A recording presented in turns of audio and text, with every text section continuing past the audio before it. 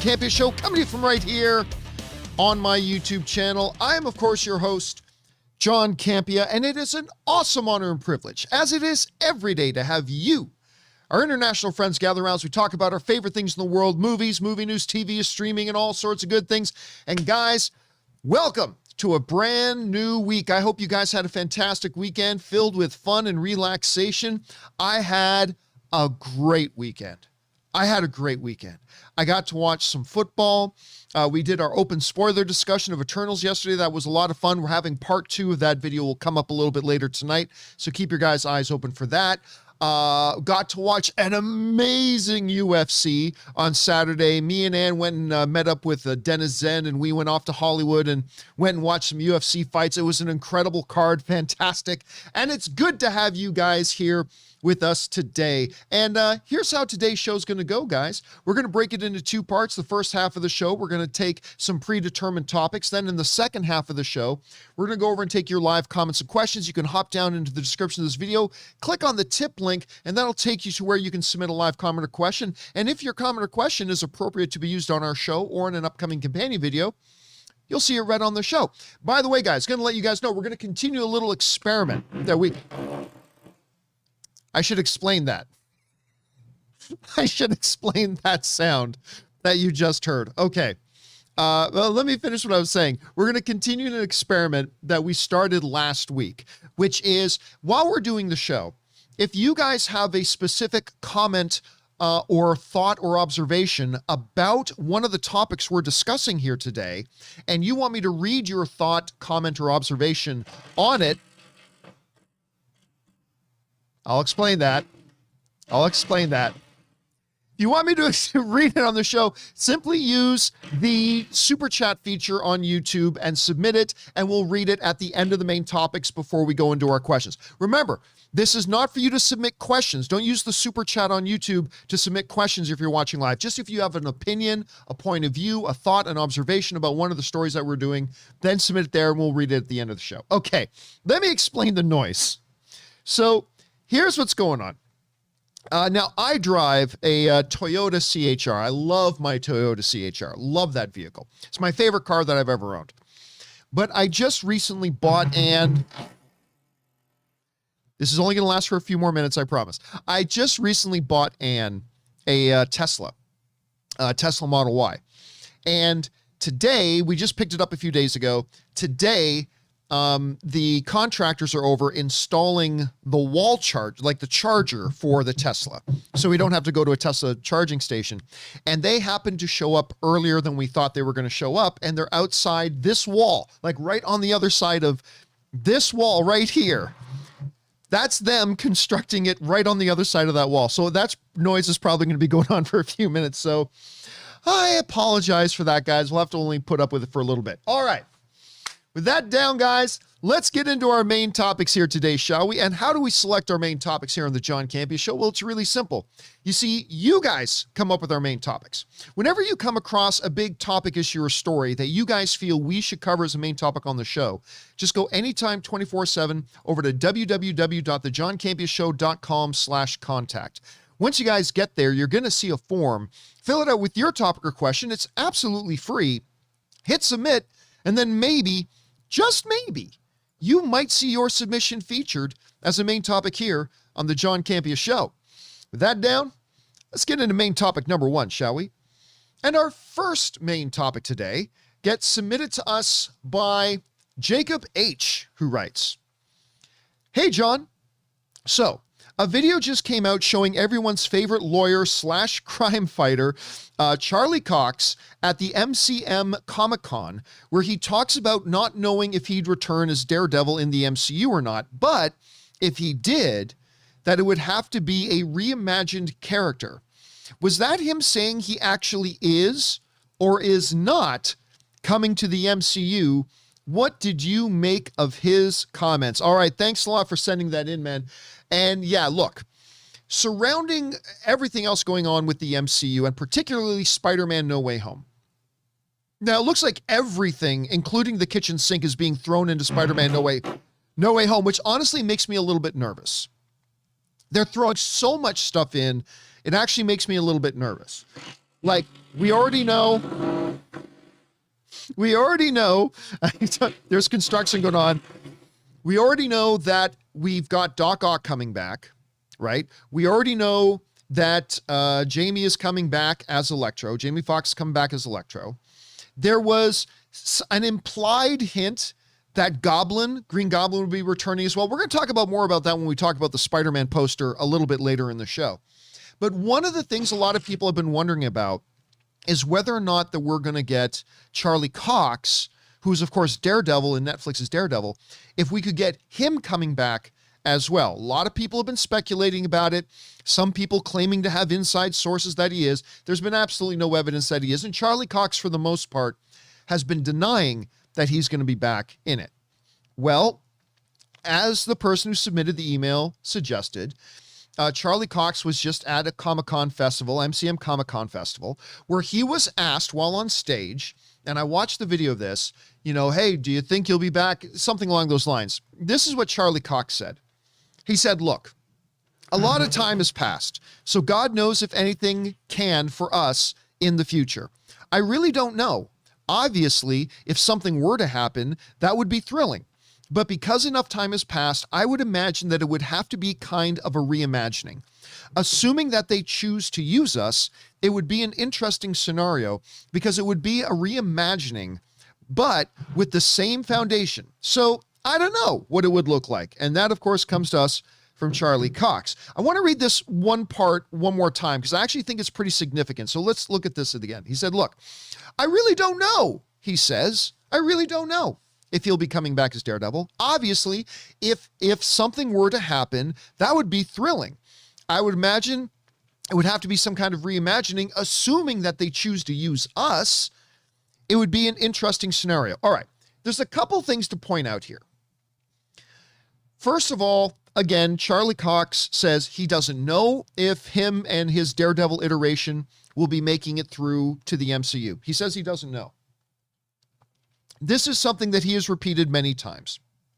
Okay.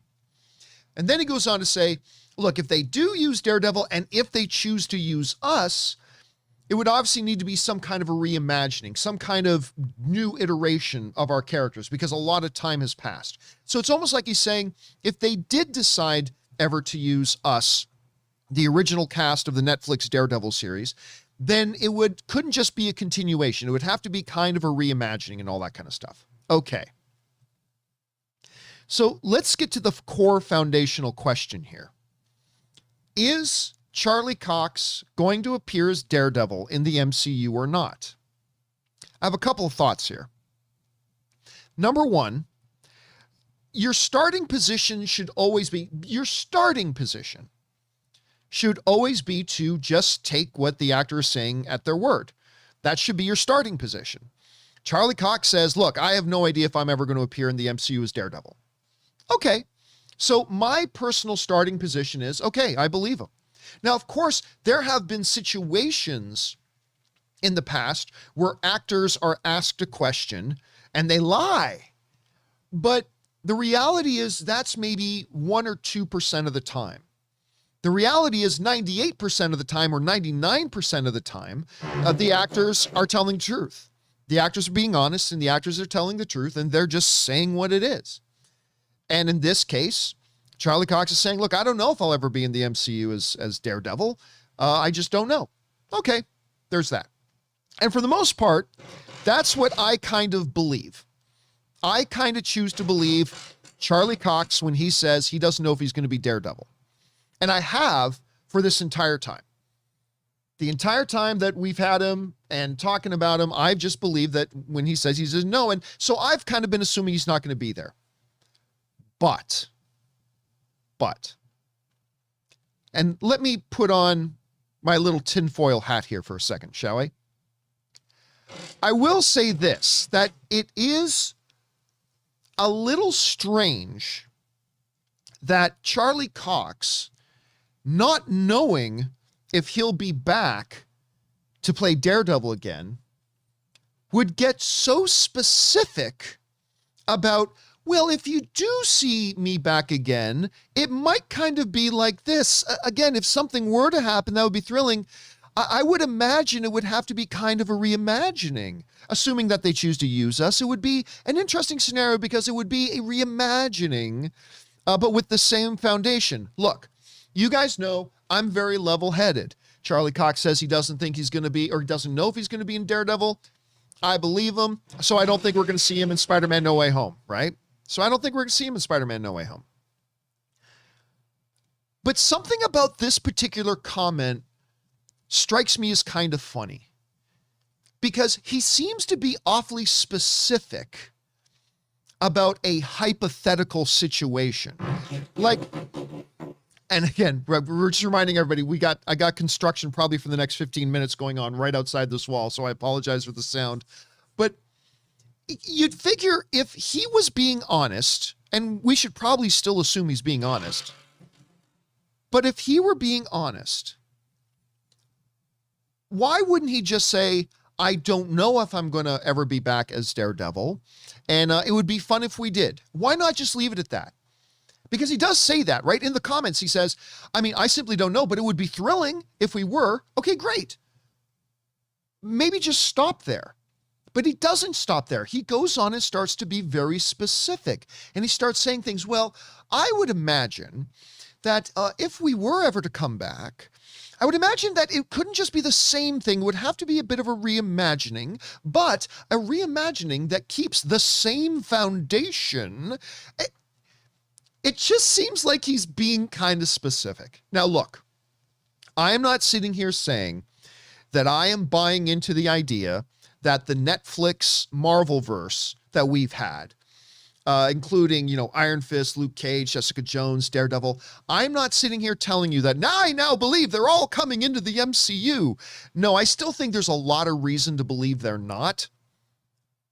But even I, the biggest skeptic of the idea of these characters, specifically Charlie Cox's Daredevil, coming into the MCU, even I, the skeptic of all this, have to say, I do find Charlie Cox's latest comment a little bit suspect, a little bit fishy, a little bit like, why did he say it like that? Like, he, again, could have just said, well, I don't know, but it would be great if we did.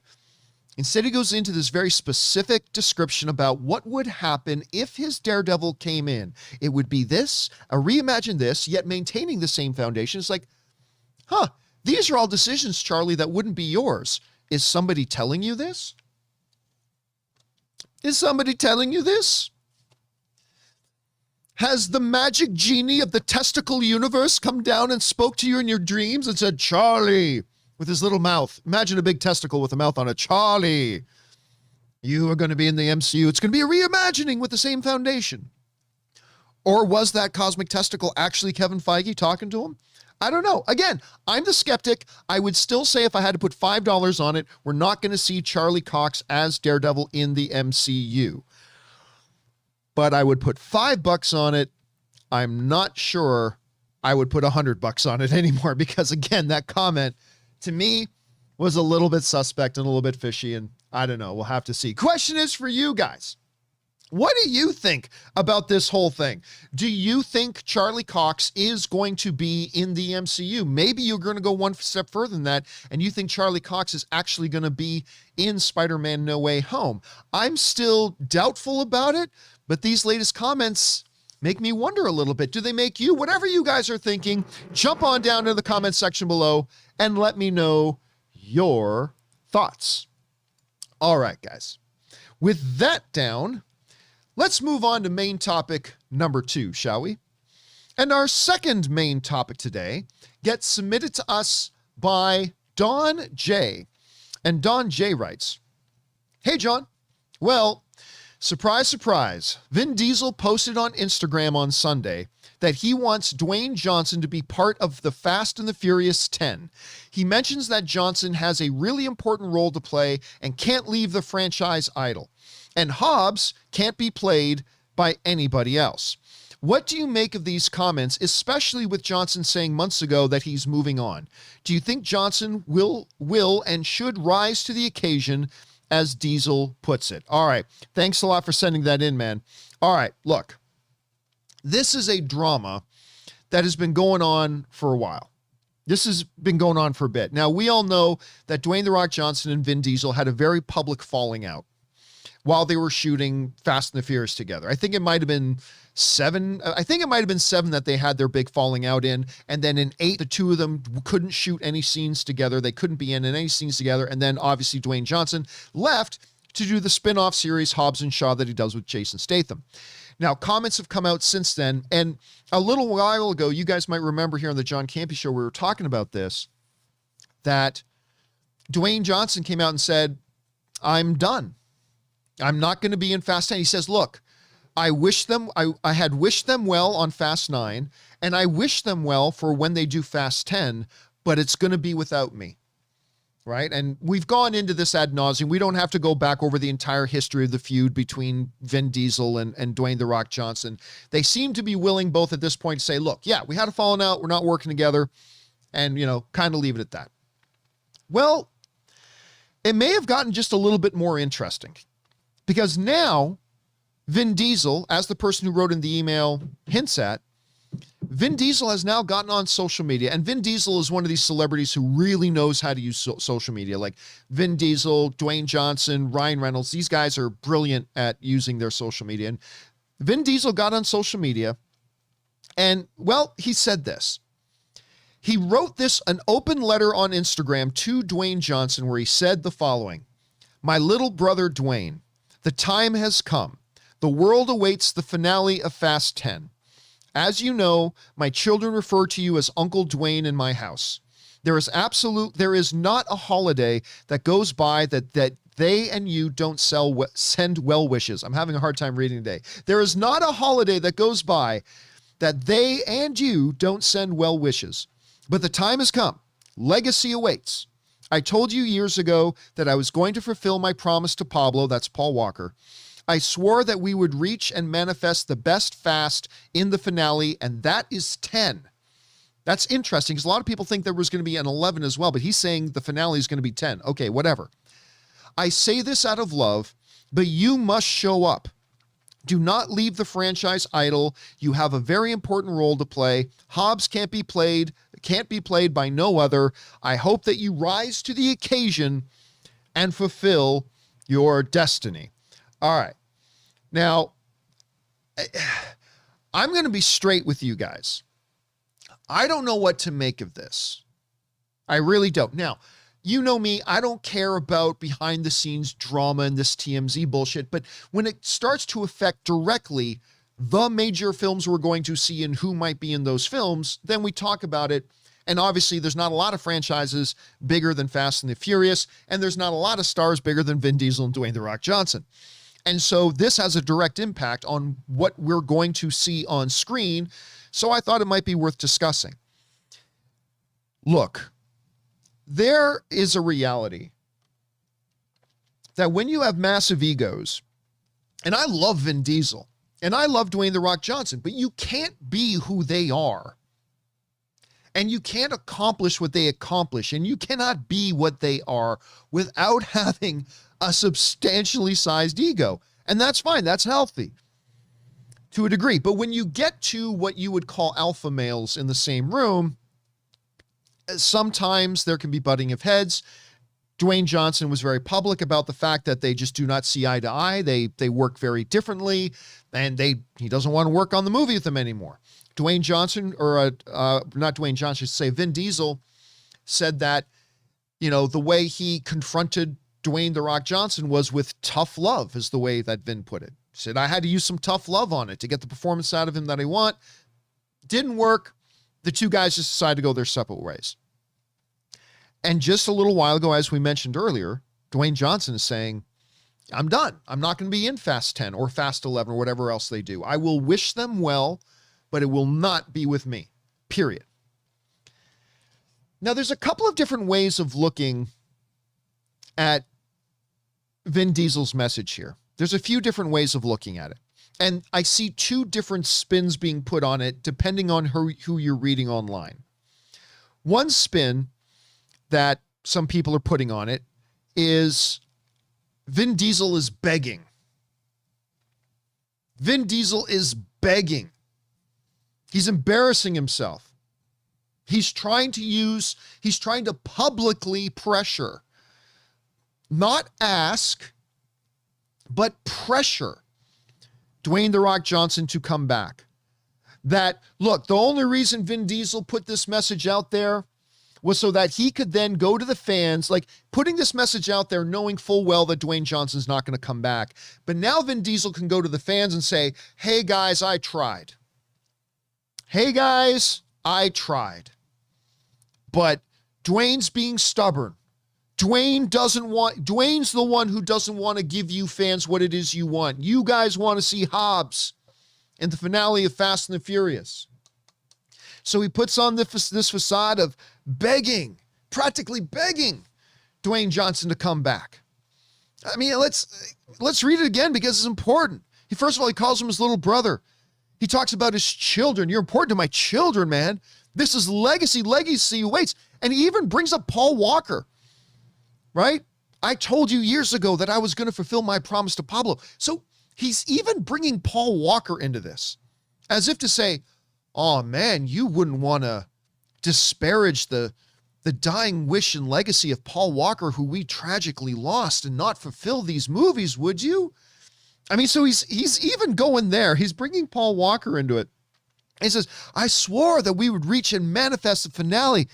And out of love, you got to show up. You got to rise to the occasion. You got to fulfill your destiny. So he's kind of wording it saying like, hey, Dwayne Johnson, if you don't come and do this, you're not man enough. You're not rising to the occasion. You failed to rise to the occasion. So there is one spin being put on this, that Vin Diesel is really being manipulative. He's being manipulative. He's trying to use us, the fans, as leverage. He's trying to evoke the memory of Paul Walker to further that spin, if you will. He's trying to shame Dwayne Johnson, saying, oh, let's see if you're man enough to rise to the occasion, Dwayne, and all this kind of stuff, right? So that's the way some people are spinning it online, right? Another way of looking at it is that this is Vin Diesel just very publicly, like instead of, because you make a private phone call, maybe it doesn't sound sincere, but Vin Diesel, another group of people are spinning this, is saying Vin Diesel's like, look, getting on the soapbox and saying to the world, he's humbling himself. Some people say this is Vin Diesel humbling himself. And not privately saying, but saying to the world, Dwayne, I want you back, man. I want you back. You're important to me. You're important to my family. You're important to this franchise. Again, and there's a good reason for taking it that way. Again, look at the last prices. You can't leave the franchise idle. You have a very important role to play. Hobbs can't be played by anybody else. You're it. You're it. And like, it's almost like Vin is saying, we can't actually fulfill the destiny of our franchise unless you're there and you're a part of it. So you got the very pessimistic people saying this is just Vin Diesel playing a PR game, trying to make Dwayne Johnson look bad because he knows very well Dwayne's not going to come back. But then there's another way of looking at it, some people saying, hey, no, man, this is Vin Diesel being as honest as possible and actually publicly saying this out loud. Hey, man, let's patch this up. We need you. We need you. And for an alpha male like Vin Diesel to say and admit publicly, like, it's not just all on me. We need you. That's a big thing. So where does the truth lie in all this? Where does the truth lie? Is Vin playing a little bit of a PR spin, or is Vin Diesel being really authentic and making a big appeal to Dwayne to come back? I honestly think there's a little bit of both. I think Vin Diesel is being genuine and saying, hey, Dwayne, we need you back. I think he's being genuine, and I think that's a huge thing for him to do. I do also think, though, that Vin is a businessman, and he's smart. And I think he knows that by publicly appealing to Dwayne Johnson and publicly saying, we need you, I think there is also a part of it, because he's smart, that he now is giving himself a little bit of cover that he can say to the fans. If the fans complain that, why didn't you have Dwayne Johnson in Fast 10? Vin Diesel now has a very public statement where he can go back to say, look, guys, I tried. I did ask for him to come back. So yeah, I think it's both. I think he was being genuine, and I think he was also covering his butt a little bit. And there's nothing wrong with doing both. It's not a one or the other situation. It's him doing both. So I think this is something that is going to maybe continue to get spun a little bit. I think you're going to try to see some people try to spin this really hyper negatively, but I don't think it is. I don't think this is this is Vin Diesel just trying to be all manipulative and thinking. I think this is him being genuine while also covering his butt a little bit with his core fans. Now, this brings up the question. So will we see him back? Now that Vin Diesel has gone out publicly, gotten on social media and said to the world, Dwayne, we need you. Please come back.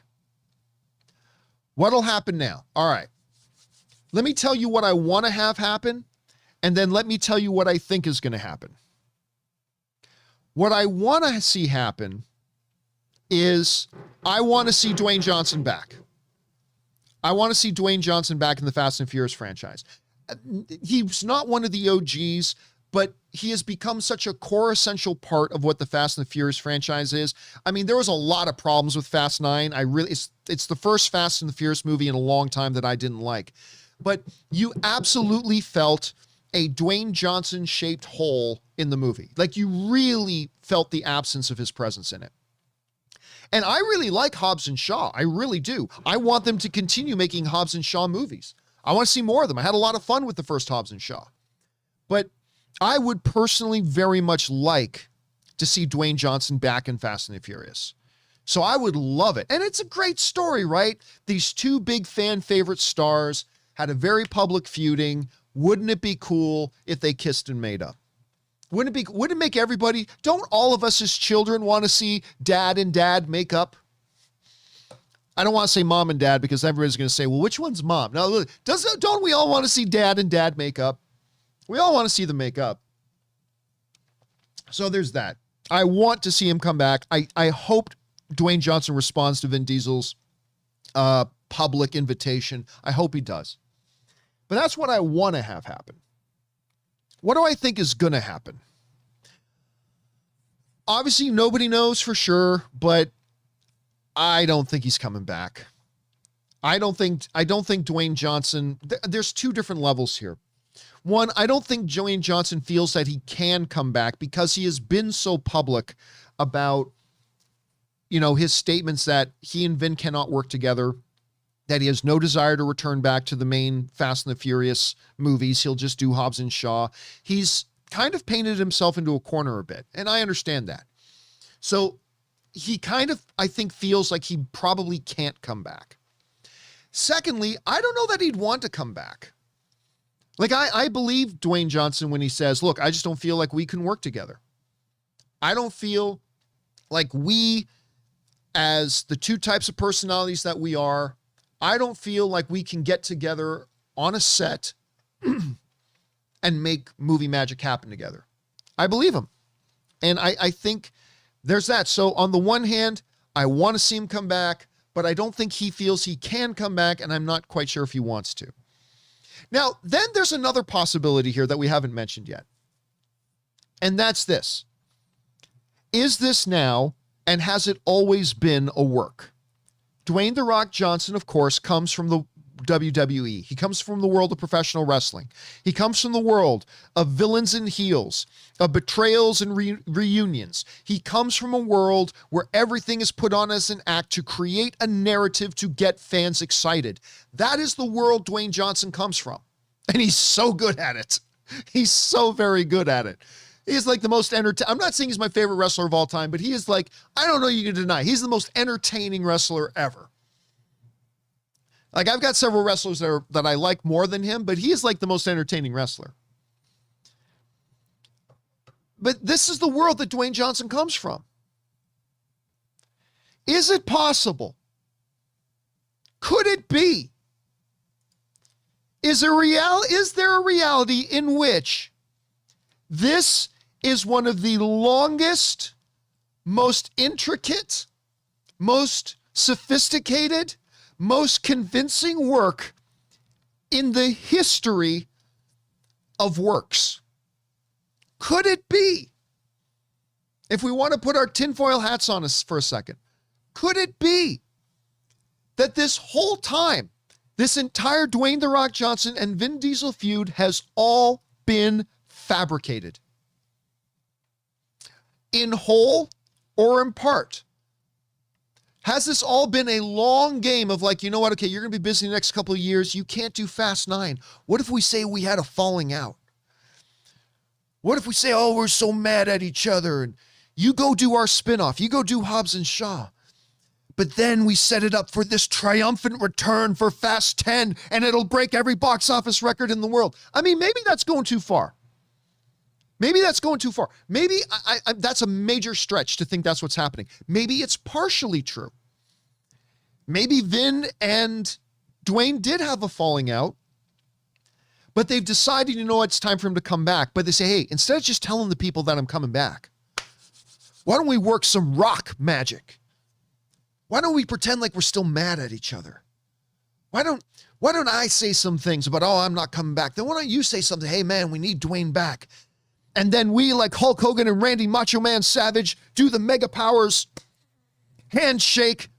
Some of you are way too young to remember the Mega Powers. But we pull a Hulk Hogan and Macho Man Randy Savage, do the handshake, the Mega Powers are born, and it creates this huge publicity swell for Fast 10. Am I pushing it? Yeah, probably. Am I stretching this? Yeah, I'm probably stretching it a lot. But there's something here.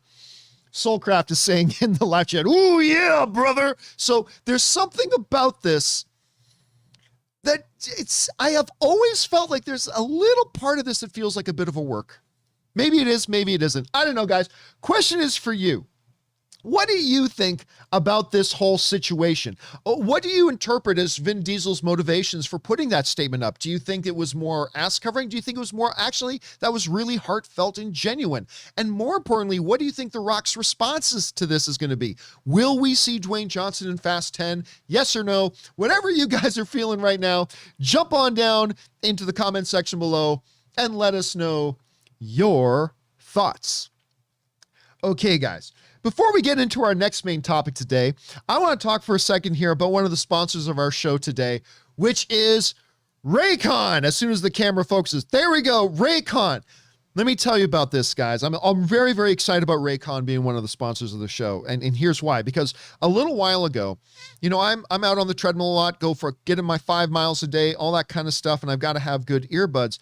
And I have used the big brand earbuds, the ones you can think of. And I unfortunately lost one of my ones, so I needed to get a new pair. And on one of my favorite YouTube channels, I saw them talking about Raycons, and I decided to give them a try. And you know what, guys? With Christmas now coming, with the holidays coming, you're always looking for gifts to give people. People always need earbuds, especially today. So I went ahead and I got these things. First of all, amazing.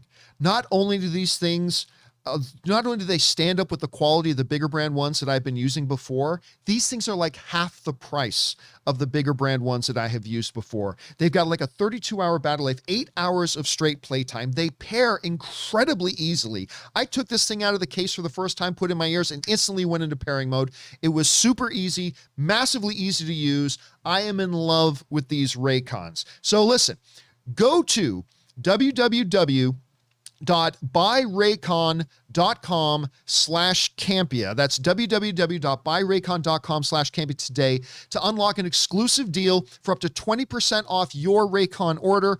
But you got to hurry because this offer is available for a limited time only, and you do not want to miss out on getting these things. Like I said, they're already like half price of the ones that I've used before. And with an extra deal, you're going to want to get it. So once again, that's buyraycon.com/Campea to unlock 20% off your Raycon purchase. Buyraycon.com/Campea. And we here at the John Campea Show want to thank Raycon for being one of the sponsors of our show. Guys, seriously, I do not think you're going to regret this. I had bought them before they became sponsors, so I'm pretty happy about that. All right, guys. With that down, let's now move on to our third main topic today, shall we?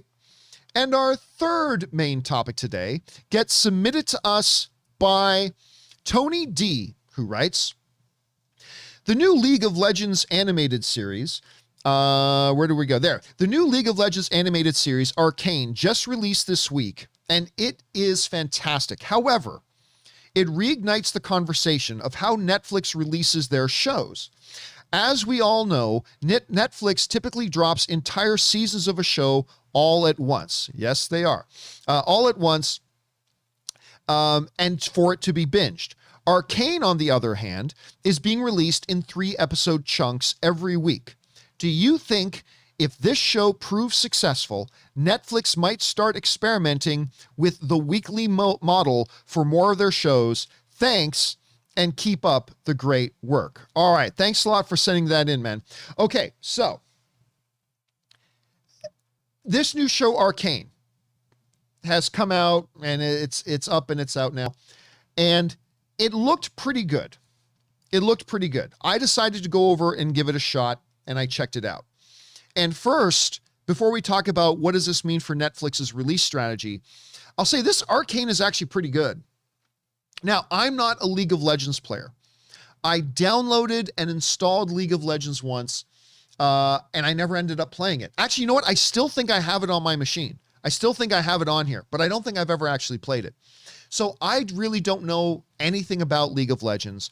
So I sat down, fired it up on Netflix, Arcane, and watched the first 3 episodes that are out. And I got to say, I'm pleasantly impressed. The animation style is actually quite good. The voice, I think Haley Steinfeld is one of the voices of the main character. I think she is. The action in it's great. It does some really nice world building. It's a nice show. I've enjoyed. Now, I don't think it's the best thing I've seen on Netflix in a while, but it's actually pretty solid. And I know when episodes 4, 5, and 6 come out, I know I will be checking it out. I know I will be checking it out for sure. I did enjoy the first 3. So quite good. But the question becomes, this is a little bit different for Netflix. Netflix has a pattern, and they have always been, in the model of we drop all of the shows of a season at once. And there are a lot of people who are big fans of that approach. I'm a binger myself. I kind of like that.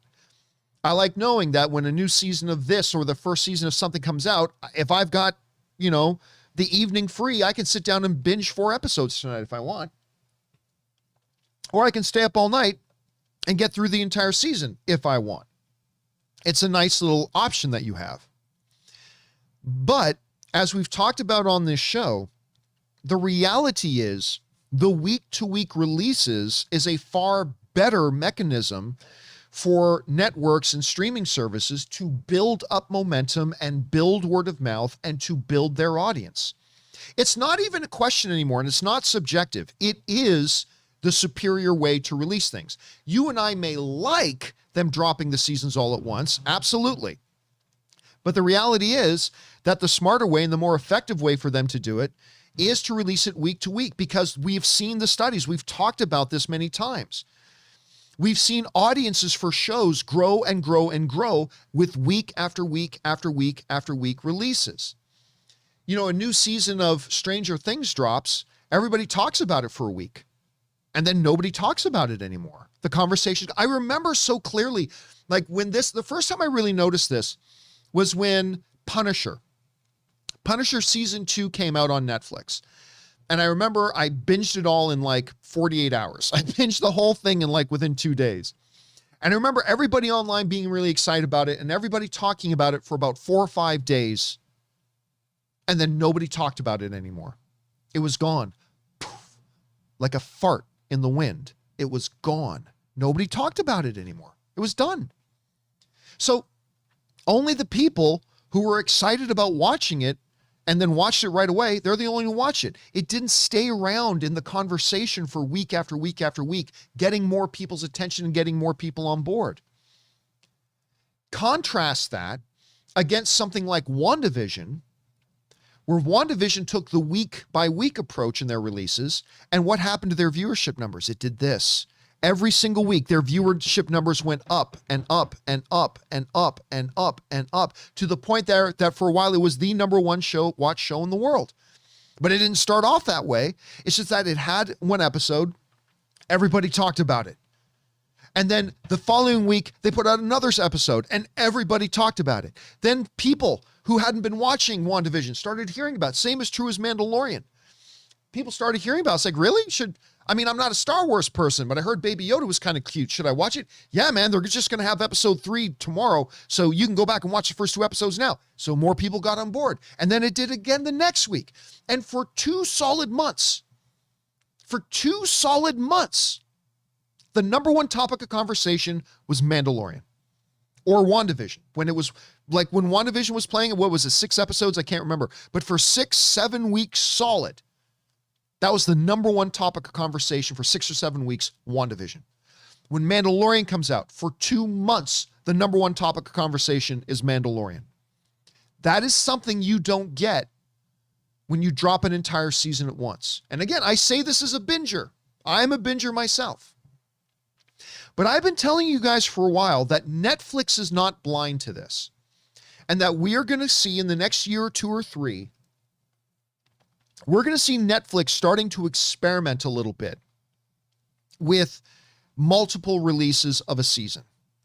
And that's what they're doing right now with Arcane.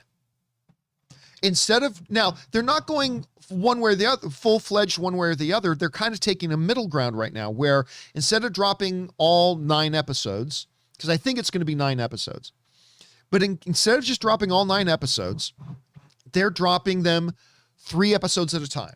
So episodes 1, 2, and 3 this week, episodes 4, 5, and 6, I think it's next week, and then episodes 7, 8, and 9 later on. And they're releasing it kind of like a weekly schedule, but in bunches. And here's the thing, I think it's going to work.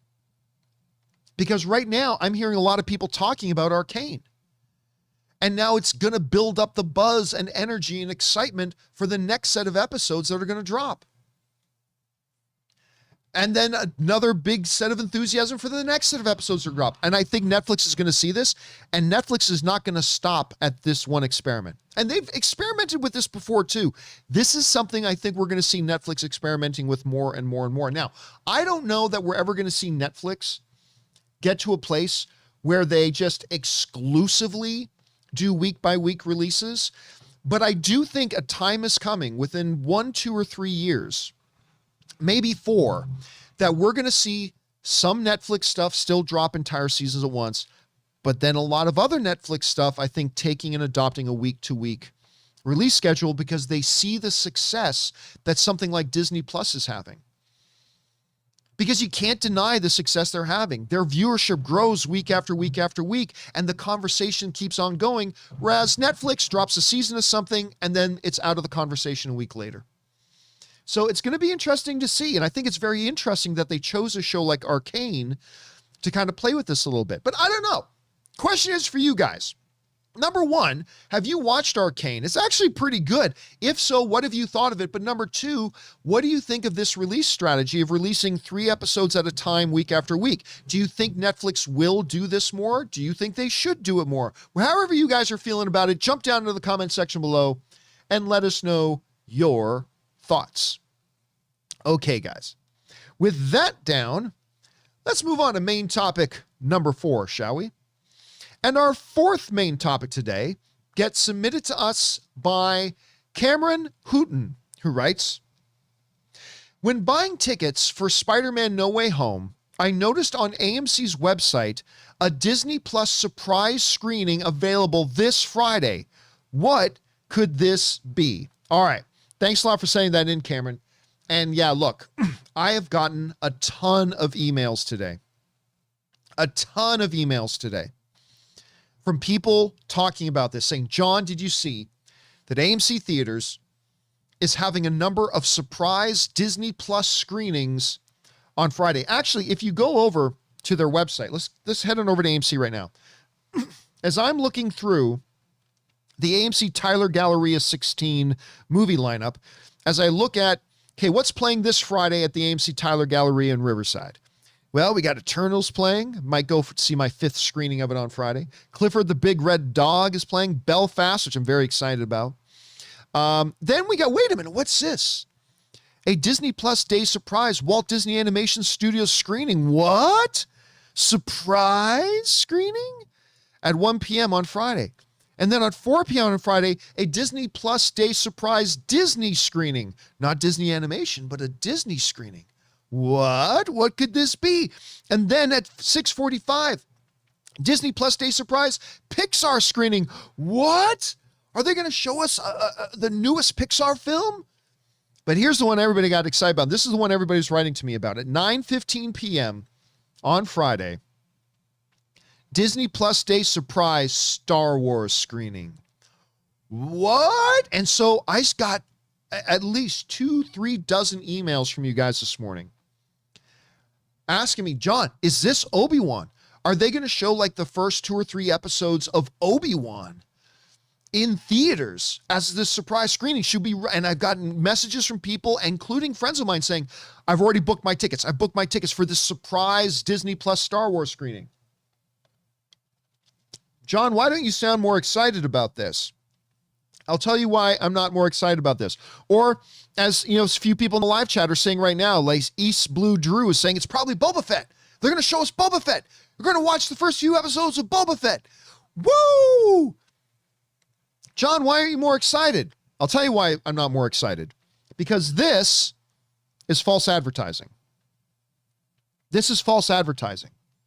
When you go to the ticket ordering page, you're seeing Disney Plus Day Surprise Disney screening, Pixar screening, surprise Star Wars screening.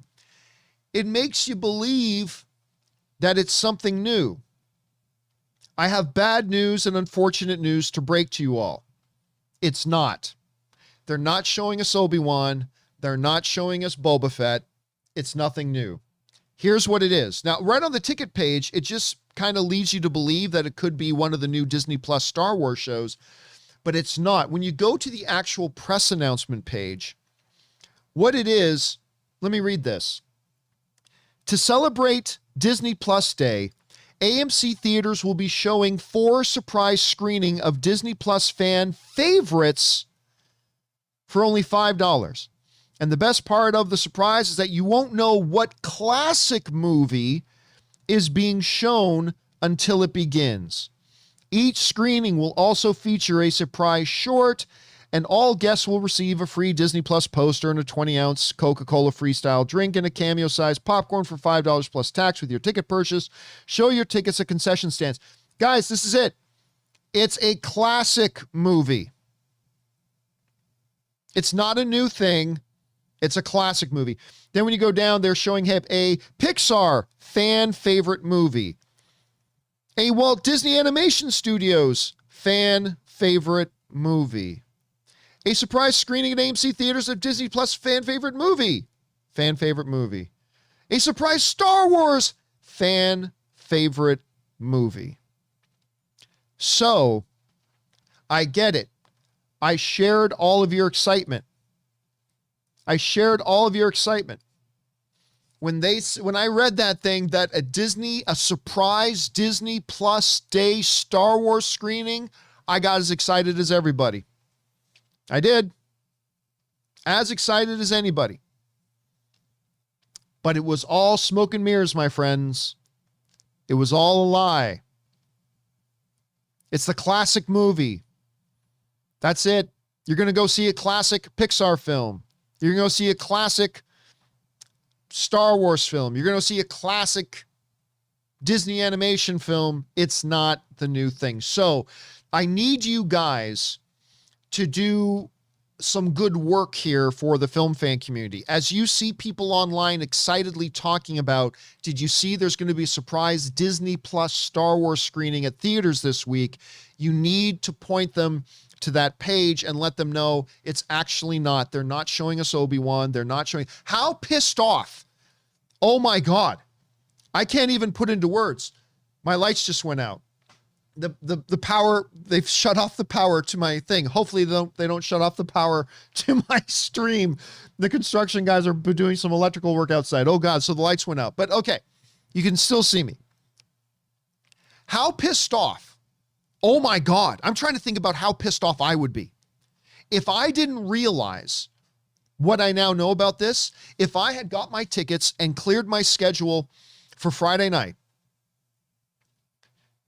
cleared off my schedule for Friday night and got in the car, drove over to AMC, sat down and thought, am I going to see Obi-Wan? Am I going to see Boba Fett? Am I going to get a first look at the new Mandalorian? Ooh, what are we going to see? And then the screen came up and they started to show us a Star Wars Attack of the Clones. How freaking pissed off would we be? How pissed off? Oh God, I'd be so mad. There's going to be a lot of people have not seen the level of campy rage that there would have been if I had gone there that night expecting to see Obi-Wan or Boba Fett or some Mandalorian or maybe something else that we didn't know about. And instead they started playing, welcome to the classic prequel, Star Wars Attack of the Clones. I swear to God, I think I'd stand up, undo the mighty Campea pants, pull it out, and start urinating all over their freaking seats and say, this is what you get. This is what you get for tricking me, making me think I was coming here to see Boba Fett, making me think I was coming here. The lights went on. That's a good sign. See what happens when it looks like I'm about to pull out the mightiness of the Campea Wang, the power resurges into the house. It's amazing. But did you just say the glory of the Campea Wang? I did. I regret it. I regret saying that, okay? I regret it. But it's too late. It's out there now. You heard it. So, I mean, it would just be that. So, yes, guys, 100%. Please make sure that people understand that this is not going to be that. Because I think there's going to be a lot of people that are confused, understandably. Because again, if you just go to the ticket page makes it look like, oh, a Disney Plus surprise screening. It's not until you go into the press release and start looking at it, like, oh, wait a minute, it's not what we think it is. Please make sure people know about this. Because we don't want our fellow fans wasting their time and wasting their money and wasting their evening and getting their excitement up only to get thoroughly, thoroughly disappointed. And run the risk of having Campea piss flying over the back of their heads because I was so mad I decided to urinate all over AMC theaters. It's not good for anybody. It's not good for anyone. So make sure your friends know about this. All right. Anyway, guys, question is, what do you think about this? I mean, did you hear about this and did you get excited as well? Did you not realize, like I didn't at first, that this was actually going to be for classic movies?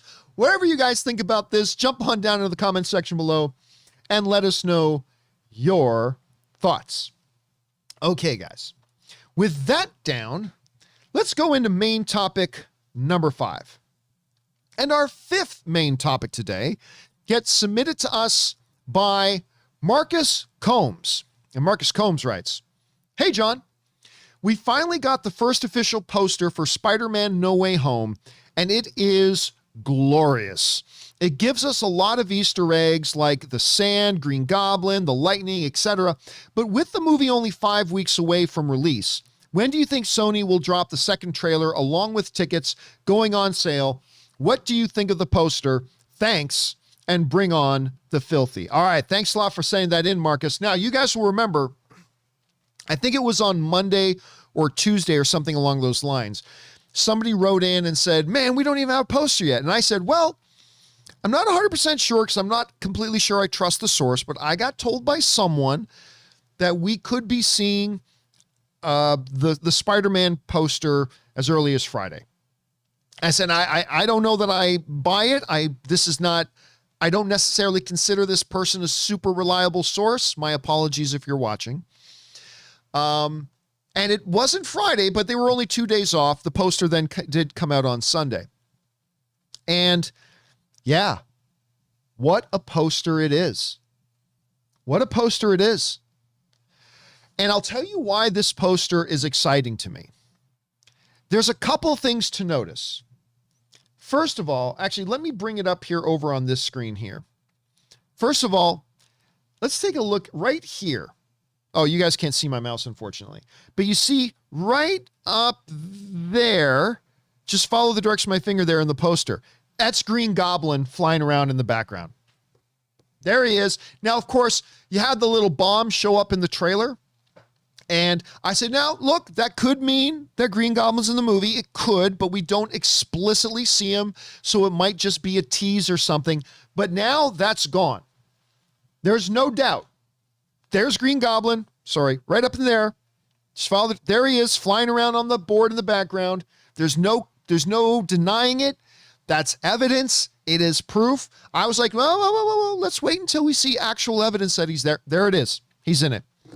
Now, obviously, we see Doc Ock's arms, the classic ones from Sony's Spider-Man 2. Awesome. But then there's a couple of other things here. Let's also talk about the lightning. The lightning there, Jamie Foxx, Electro. Totally. Obviously, we know Jamie Foxx's Electro is going to be that.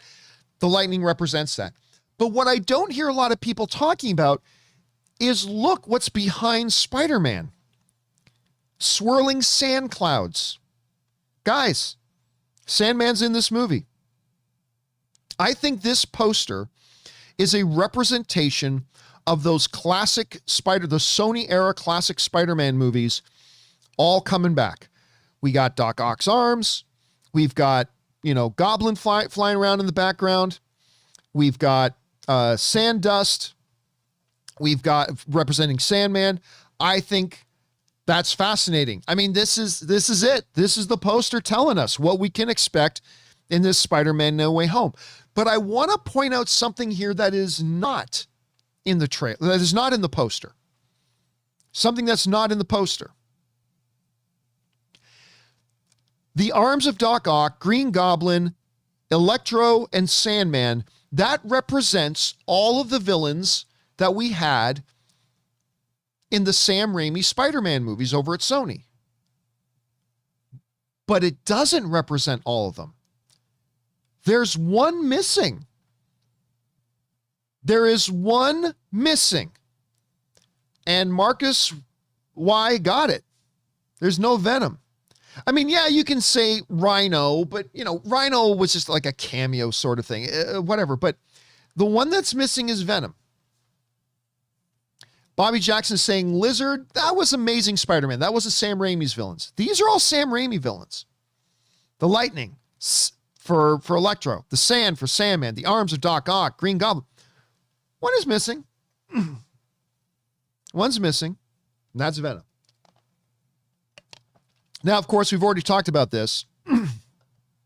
and I should point out, Electro was not a Sam Raimi one.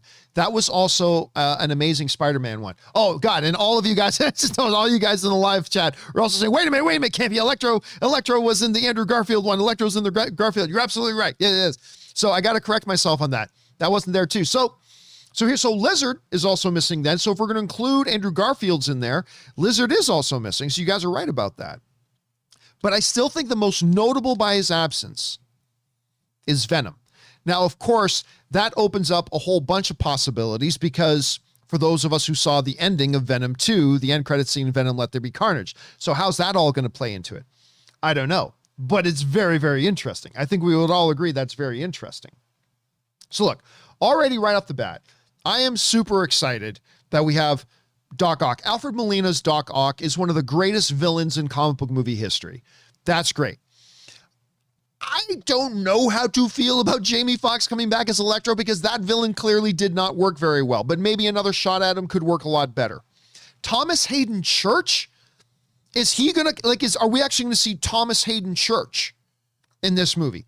Or if it is Sandman, are we only going to see him in a CGI Sandman form and they don't necessarily have to get Thomas Hayden Church back?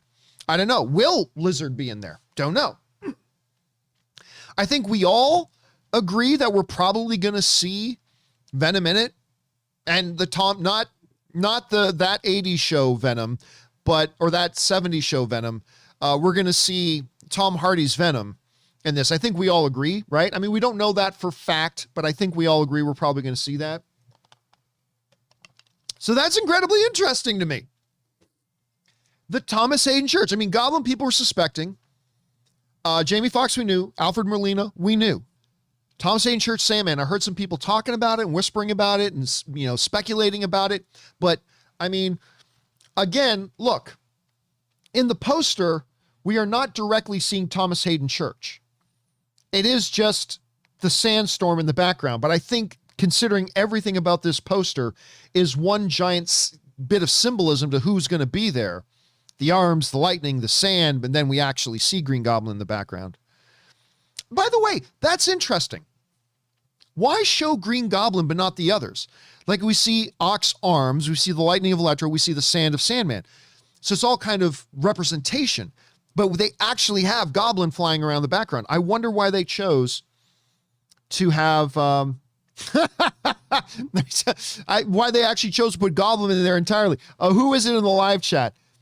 John Abrasero in the live chat says, oh, wait, I think I see cat whiskers flying around. Black Cat is there. It's official. Yes, somewhere in that picture there, you can see some cat whiskers flying around in the background.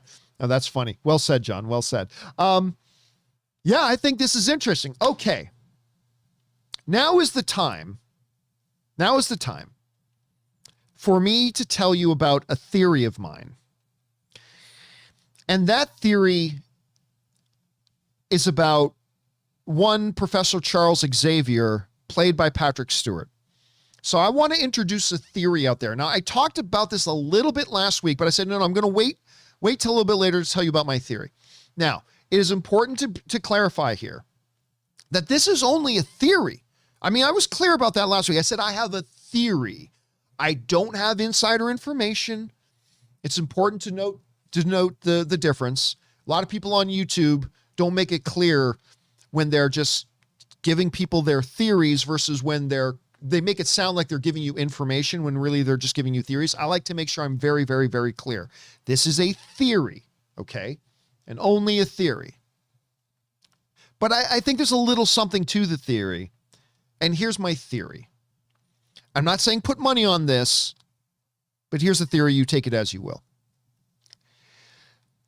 I have been very skeptical about this Spider-Man No Way Home movie. Not that I don't think it's going to be great. John Watts has done a terrific job with these movies. I think we all agree, or at least most of us agree. But I've been super skeptical about the idea ever that Andrew Garfield and Toby Mcguire will be there. We still have no evidence that they are going to be in this. I won't be surprised if they're not. But if you were to ask me, do I think they're going to be in this movie? Yeah, now I do. I've been saying that for a while. That yes, I do believe they're going to be in the movie, even though we don't have any evidence that they will be. But I believe they will be. I believe they will be. And with the trailer coming out, and now again with this poster, it's looking more and more like they are just throwing everything at this movie. And that may not be necessarily a great thing, or it could be fantastic. I don't know. But what is becoming clear is that they're throwing everything at this. They're throwing everything at this. If it is Toby and Andrew and Toby, Doc Ock, I mean, they're taking all these different universes. But if they're taking all these different universes and making something truly profoundly crazy,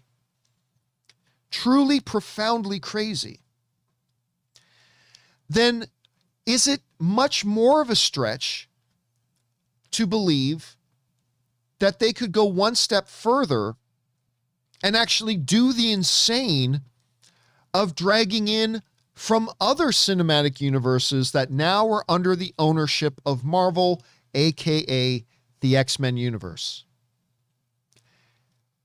If they're going to go batshit crazy and just dumping everything into this, what stops them from dropping, especially if it's only going to be like not an introduction of new characters, but just a little glimpse? Like, I don't think any of you guys even believe that Alfred Molina is now coming back, is coming into the MCU, and he's going to be a regular character in the MCU now. I don't think anybody believes that. I think Alfred Molina is going to pop up in this thing and it's one and done.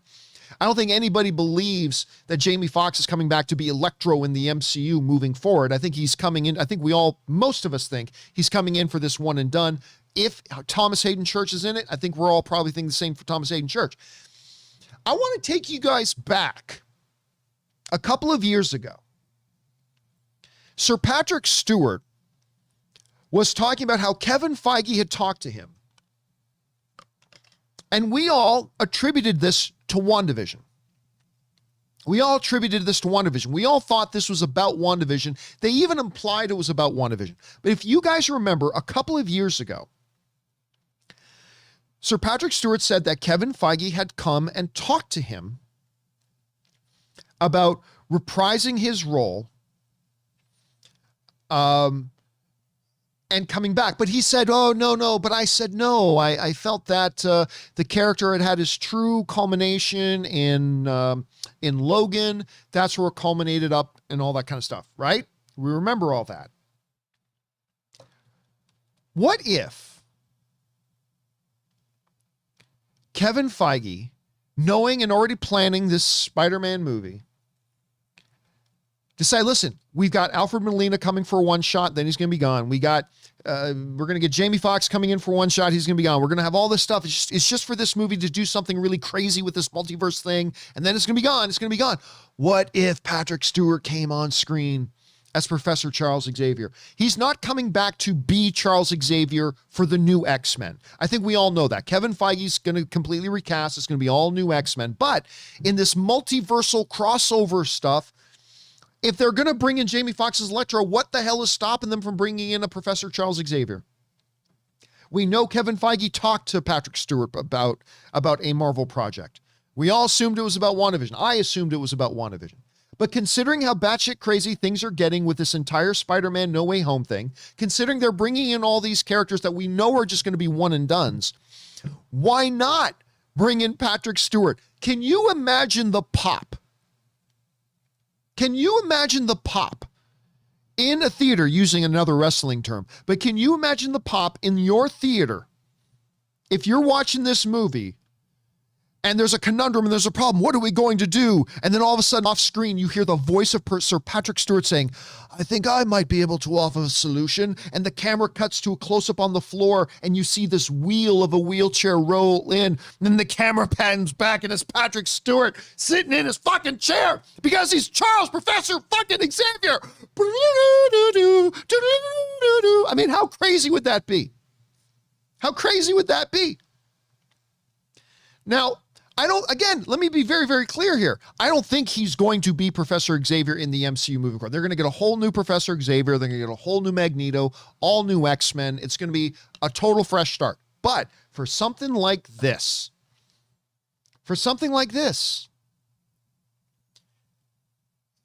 Jamie Foxx is back as Electro, guys. Is it really crazy to think that Patrick Stewart will be back when we know that Kevin Feige specifically went to talk to Patrick Stewart about doing something?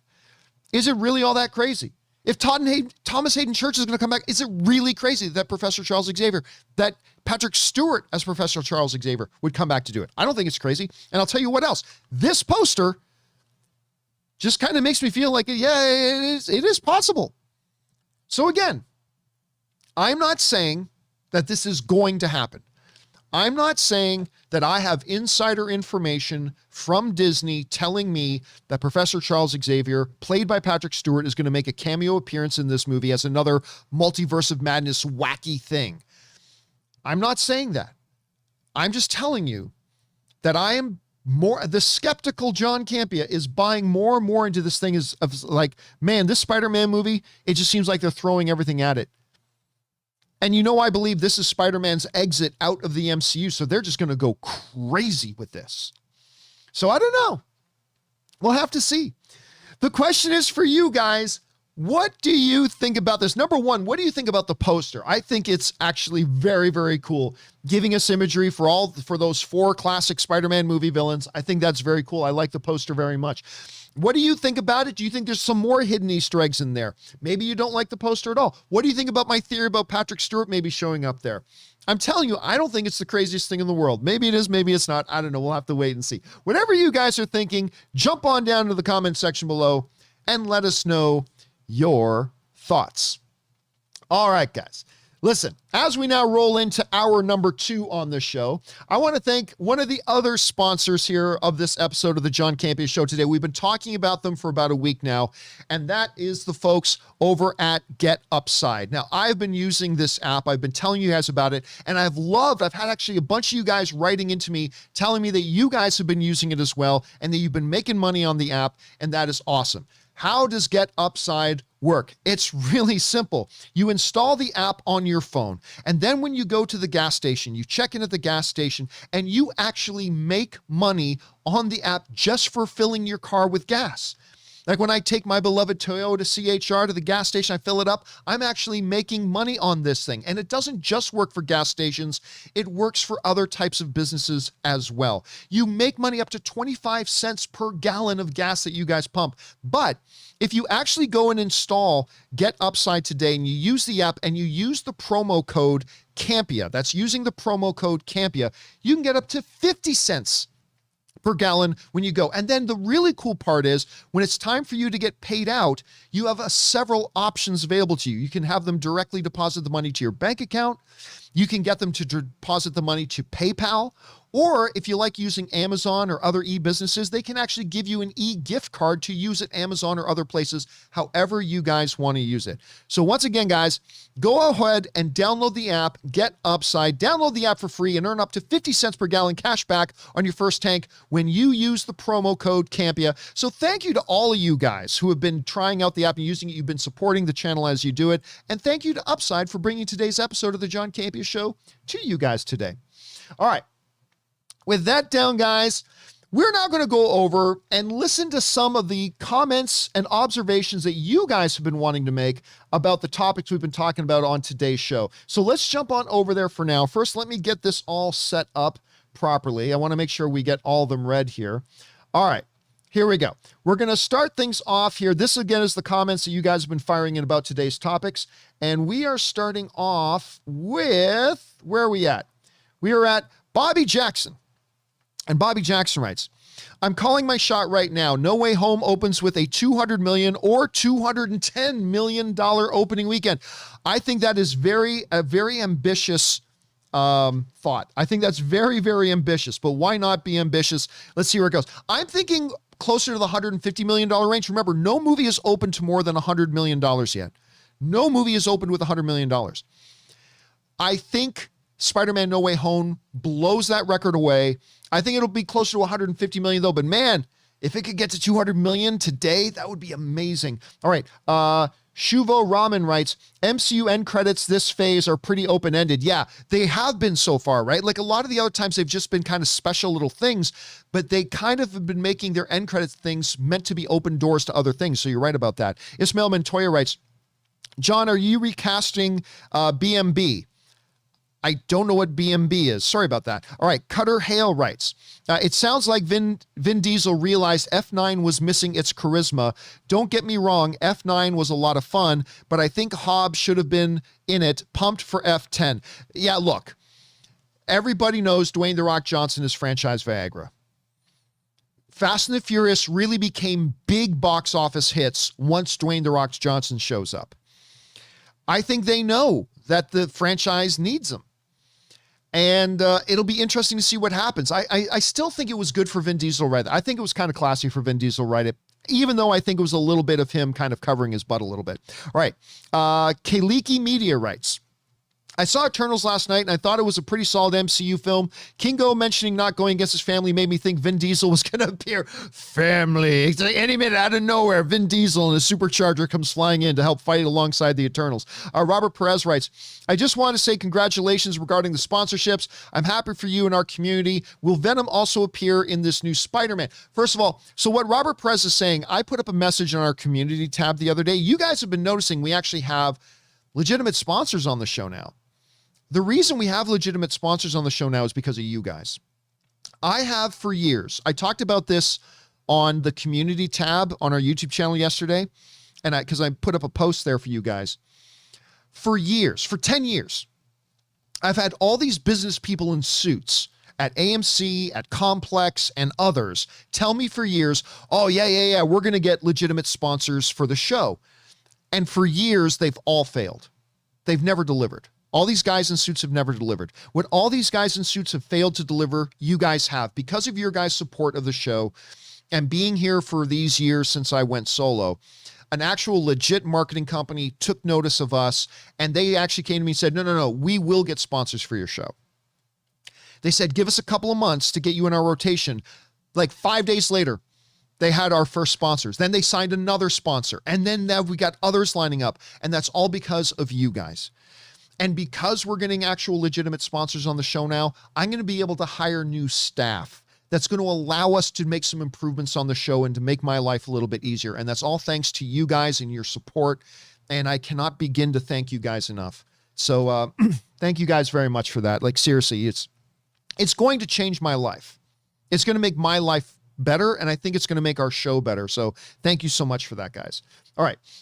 Next up. Was that Robert Perez? Yes. Kruitk Patel writes, I think the reason the next movie is called No Way Home is something will happen in the end that thrusts him into the Sony Spider-Verse with no way back. I completely agree. That is my theory. Again, no inside information, but my theory has been for years now that this is going to ultimately culminate in Spider-Man going back over to the Sonyverse and leaving the MCU. Well, it could still pop up now and again, but we'll see. Okay, next up. Joseph Michael writes, and tips in like $20. Thank you, Joseph. Appreciate that, man. So far, box office for Eternals seems to be decent. However, the B Cinema score is not very encouraging. Hopefully the film makes enough money for Disney not to pull The Rise of Skywalker with events/characters from Eternals. I'm not quite sure what that means, but yeah, it's got decently good scores, at least from audiences. Obviously, the critics score, it's the first negatively reviewed MCU film ever. We talked about that it was heading that way last week. But the audience scores have been encouraging. I've seen the movie 4 times. I like it. I don't think it's the best MCU movie of the year. That's obviously Shang-Chi. But but no. Kevin Feige does not change his plans.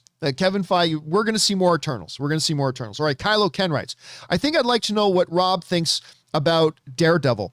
And then listen, Rob's got obviously observations. Rob will be back on here soon enough. I'm trying to get a lot accomplished right now, including construction, all that kind of stuff. Rob will be back. Don't worry about that. But if you guys are not already subscribed to Rob's channel, you should make sure you go and subscribe to Rob's Observations channel. And I'm sure he will be talking about this at some point as well. If not, you'll see him talk about it here. All right. Al Reshna writes, Teslas are overrated and too expensive. I'll tell you what, right now, I love my Toyota CHR. I'm not getting rid of that. It's my favorite car I've ever owned. The Tesla is the best car I've ever driven. Ann's Tesla is the best car I've ever driven. I have never enjoyed driving as much as I did Ann's Tesla. It is powerful. It is luxurious. It is the safest car on the road. And oh my God, when you engage autopilot, it's like living in the future. I swear, I feel like I'm living in the age of Star Trek. When I just like engage the autopilot and just like, and it's driving me. The car is driving me. It's crazy. I've never seen anything like it. So you can have whatever opinion you want on that, Al, but I'll tell you what, that Tesla is like my favorite ride in any car I've ever been in. But that's just me. All right. Next up, K Major writes, Vin Diesel is definitely going to kill off Hobbs. Yeah, if Rock doesn't come back for the next movie, he's definitely going to say the character died off screen. I completely agree with you. Pedro Ferreira 2 writes, I think we will see soft reboots ignoring Netflix series events, and Feige will just bring the actors he liked for those roles and reintroduce them. See, here's the thing.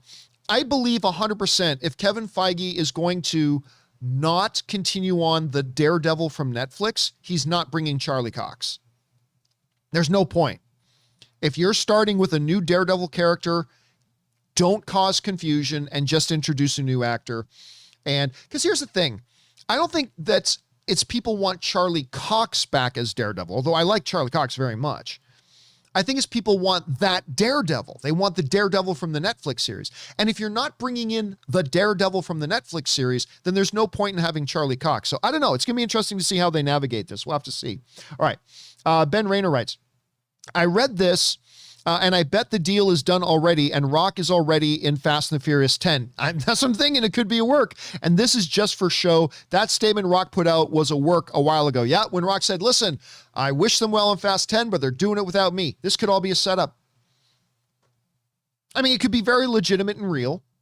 That's probably what it is, but there's a very strong chance it could all be a setup, Ben. Tim Platt writes, this seems more like Vin is trying to guilt The Rock into showing up and not him sincerely asking him to be in Fast 10. Or it could be a little bit of both. It could be a little bit of both. Maybe he is trying to guilt, maybe he is legitimately, honestly asking him. And there's, to try to help him along, maybe he's trying to guilt him into that. Like, bringing up Paul Walker, I don't think Vin Diesel should have evoked the name of Paul Walker in it, right? I thought that might have been a little manipulative, but I personally think he was being sincere.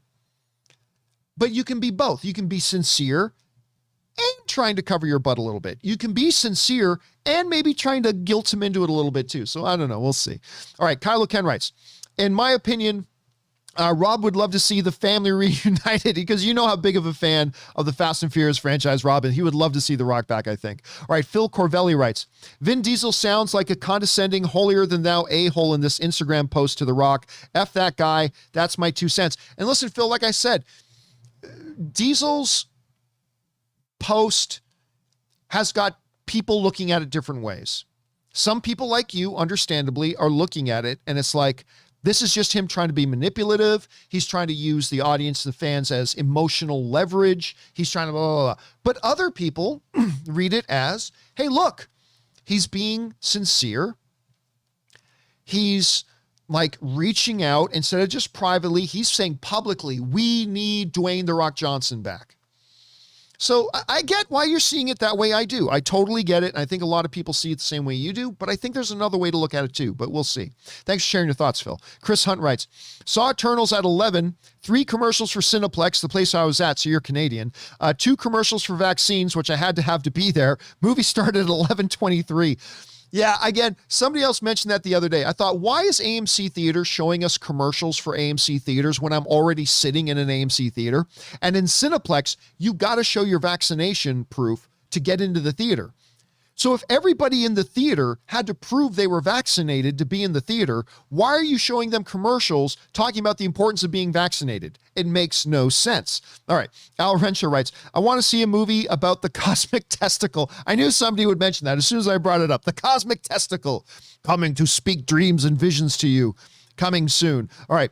Thanos Kovaris writes, could Cox just be fueling the fire to show Marvel how much the fans want him back and that his is open to a soft reboot in order to pressure Marvel? I don't think so. Because look, everybody in Hollywood knows you can't pressure Kevin Feige into doing anything. Kevin Feige does what Kevin Feige wants to do. And he ain't ever going to be pressured by fan outcry, or he's going to do what he thinks is going to work. That's it. And I think Charlie Cox and everybody else knows there's no such thing as I'm going to pressure Kevin Feige into doing something. Kevin Feige don't work like that. That's why he's successful. Other studios and producers might, but that's why they fail. Kevin Feige doesn't do that, so I don't, and I think Charlie Cox knows that. So I don't think Charlie Cox is playing any kind of game. All right, the Jughead 1 writes, hey, John, I saw Eternals last night. Good film. I feel the criticism is unwarranted. Regarding Charlie Cox, Charlie C. is Daredevil. Love and respect from the UK, bro. But he's not. Other actors can play the role. I love Charlie Cox in the role. I think he's great. But other actors can play him. It's just that simple. So I don't know. We'll see. We'll see. All right. Emily S. writes, Netflix already started experimenting last year when weekly episodes released with the Great British Baking Show and a few other shows. Yeah, I mentioned that, Emily, right? They have done that a little bit. They even kind of toyed with it a little bit by releasing, I think it was season 5 of Lucifer in 2 parts.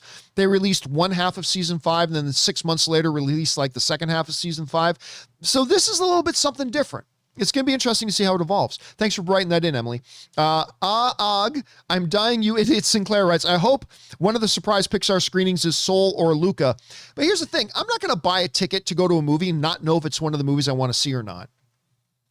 Like, look, I know in the UK, one of the movie theater chains has like surprise screenings every once in a while, but it's going to be from an anticipated upcoming movie, right? You don't know which one, but you know it's one of the anticipated upcoming movies.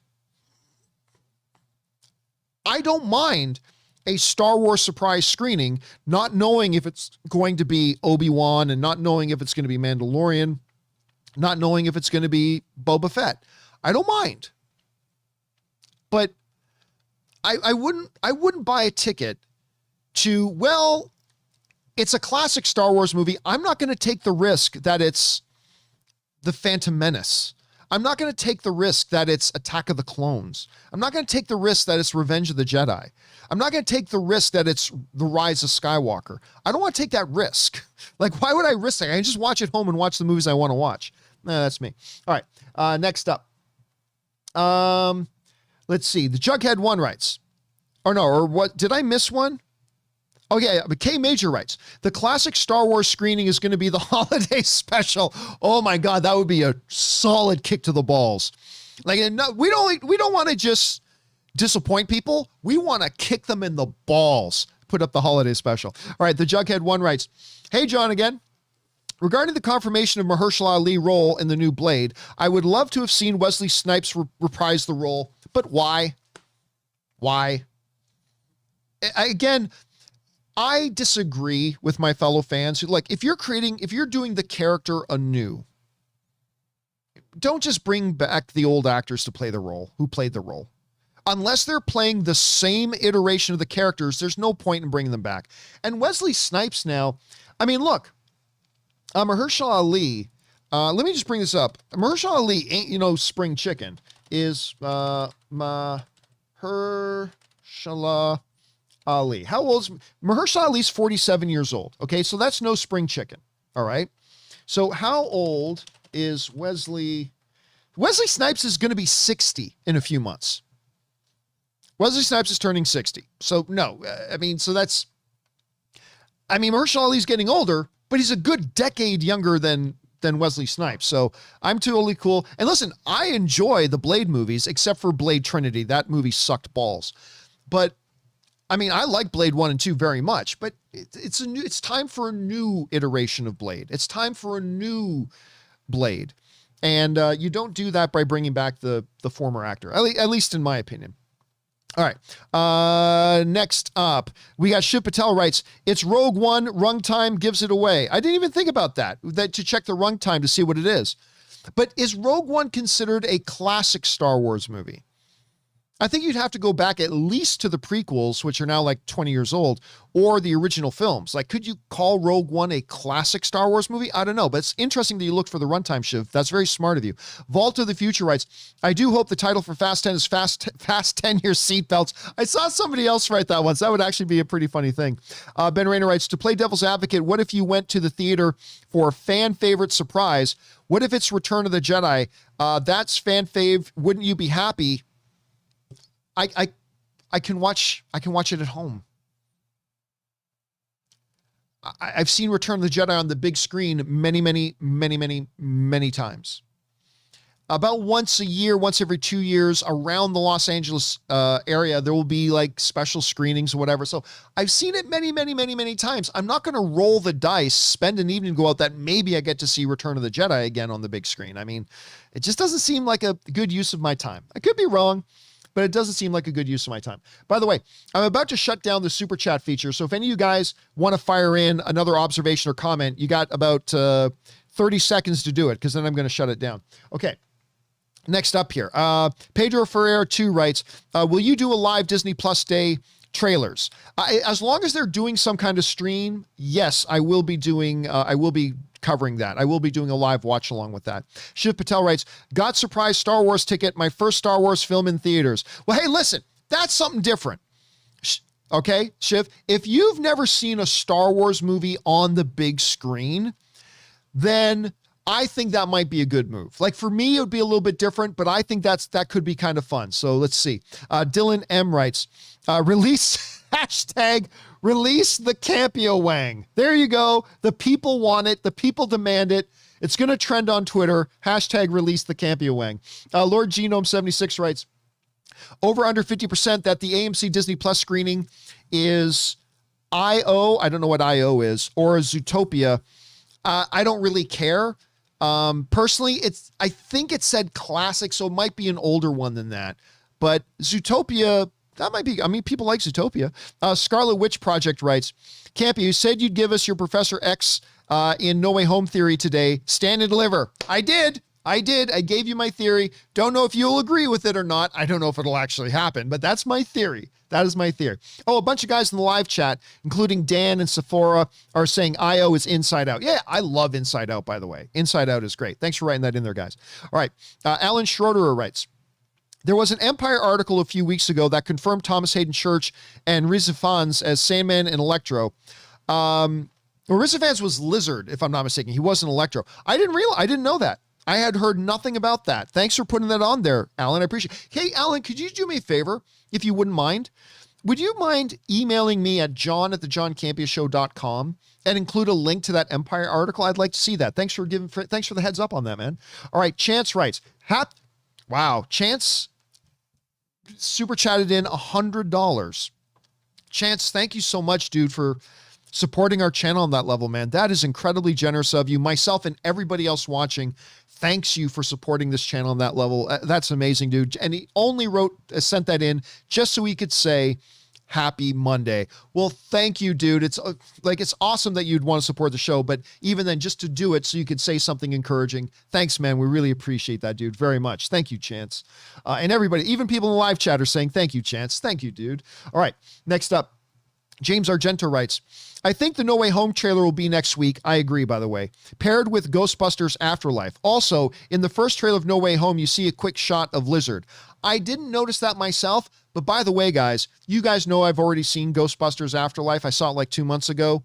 Go see it.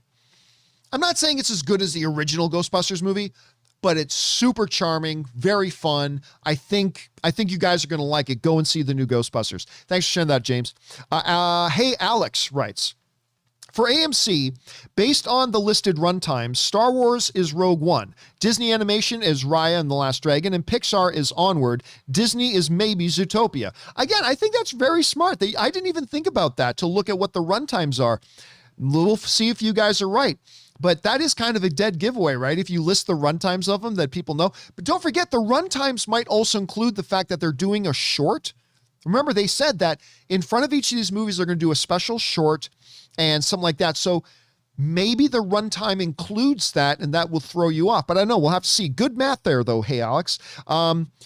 Josie Reviews writes, a week ago, Thomas Hayden Church and Rhys Ifans on IMDb, but then it was removed. Something to keep in mind. Yes, but also understand this.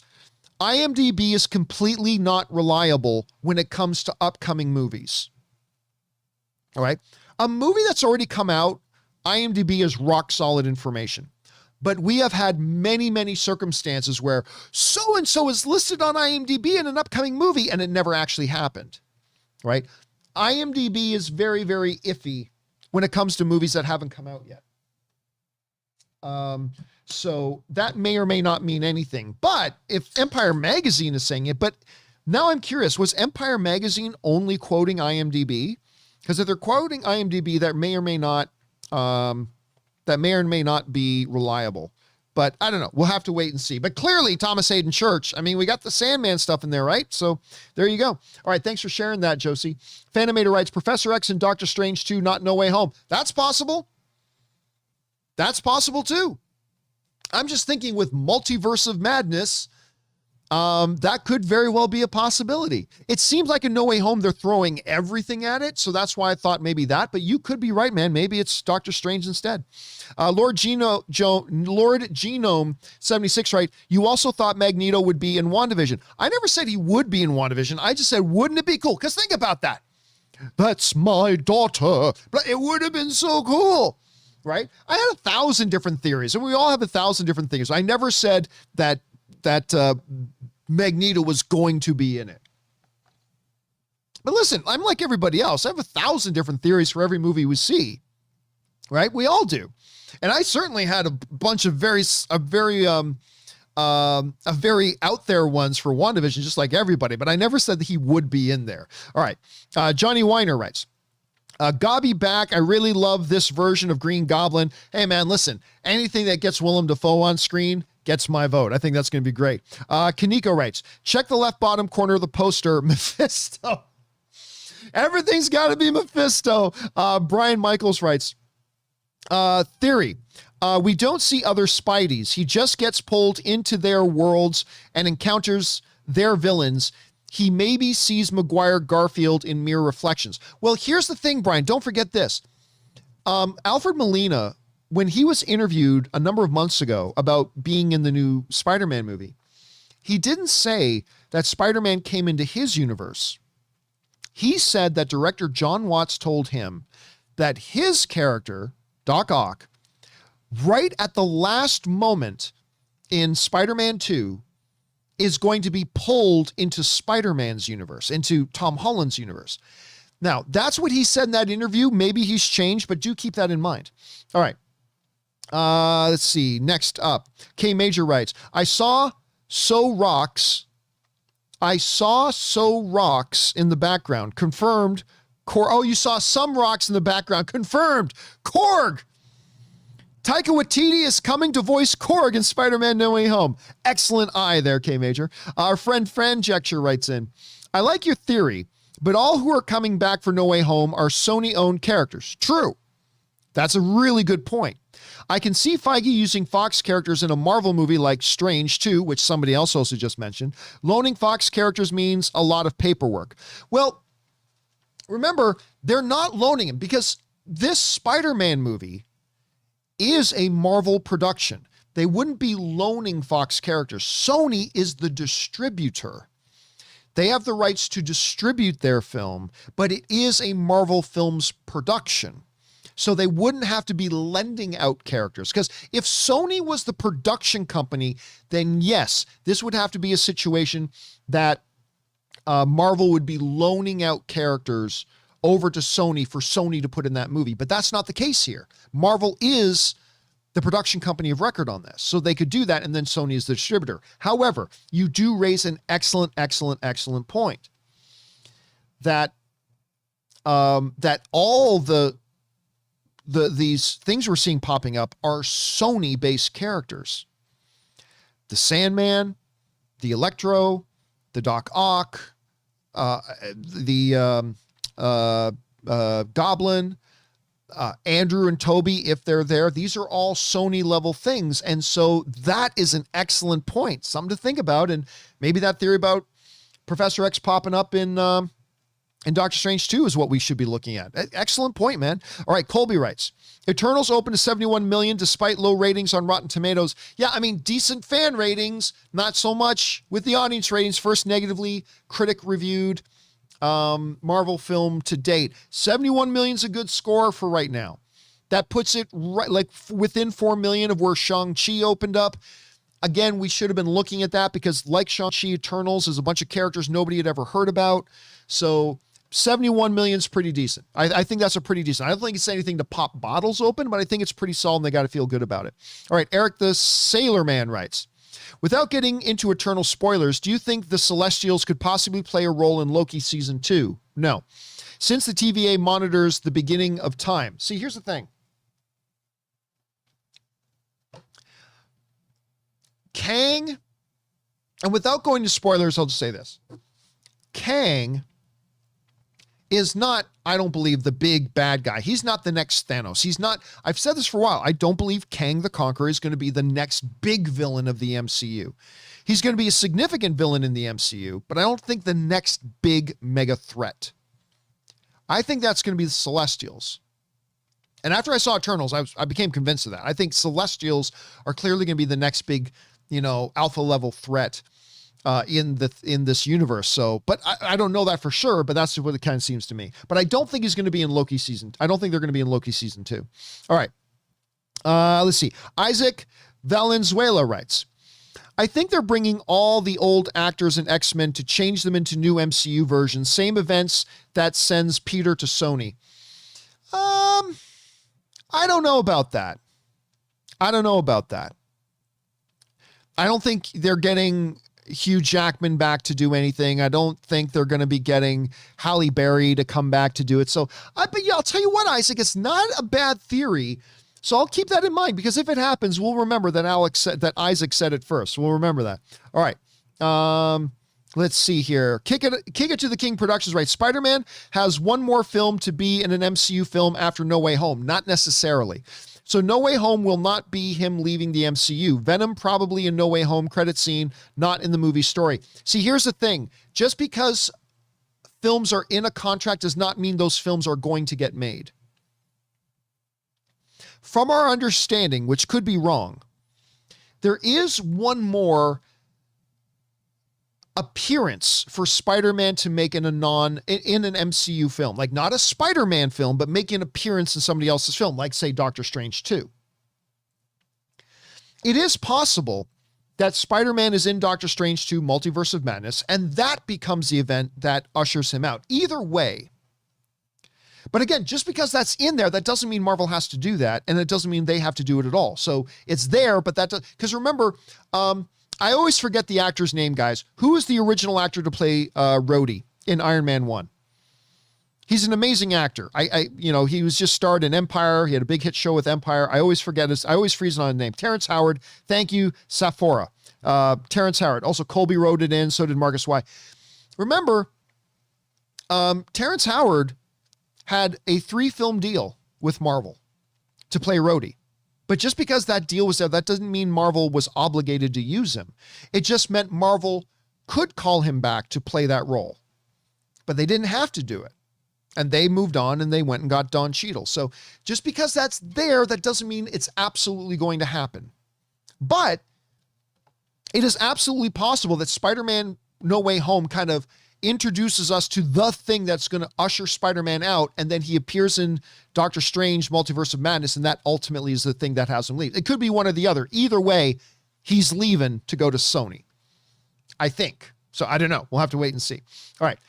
Next up, we've got K Major, who writes, I'm calling it now, John. Opening weekend for Spider-Man 115 to 125, which would be amazing. In an era right now where no film has made $100 million opening weekend, if Spider-Man No Way Home can make 115 to 125 million, that's great.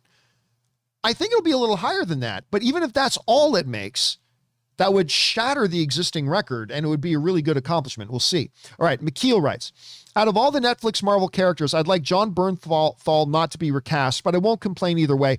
I love Bernthal's Punisher. Love Bernthal's Punisher. Probably as much as I like Cox's Daredevil. Seriously, I love them both. All right.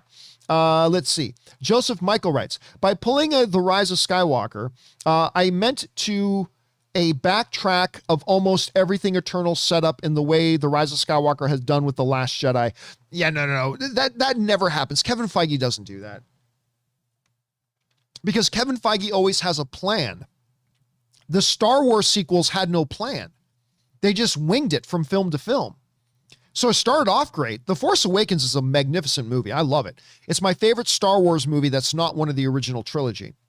It's great.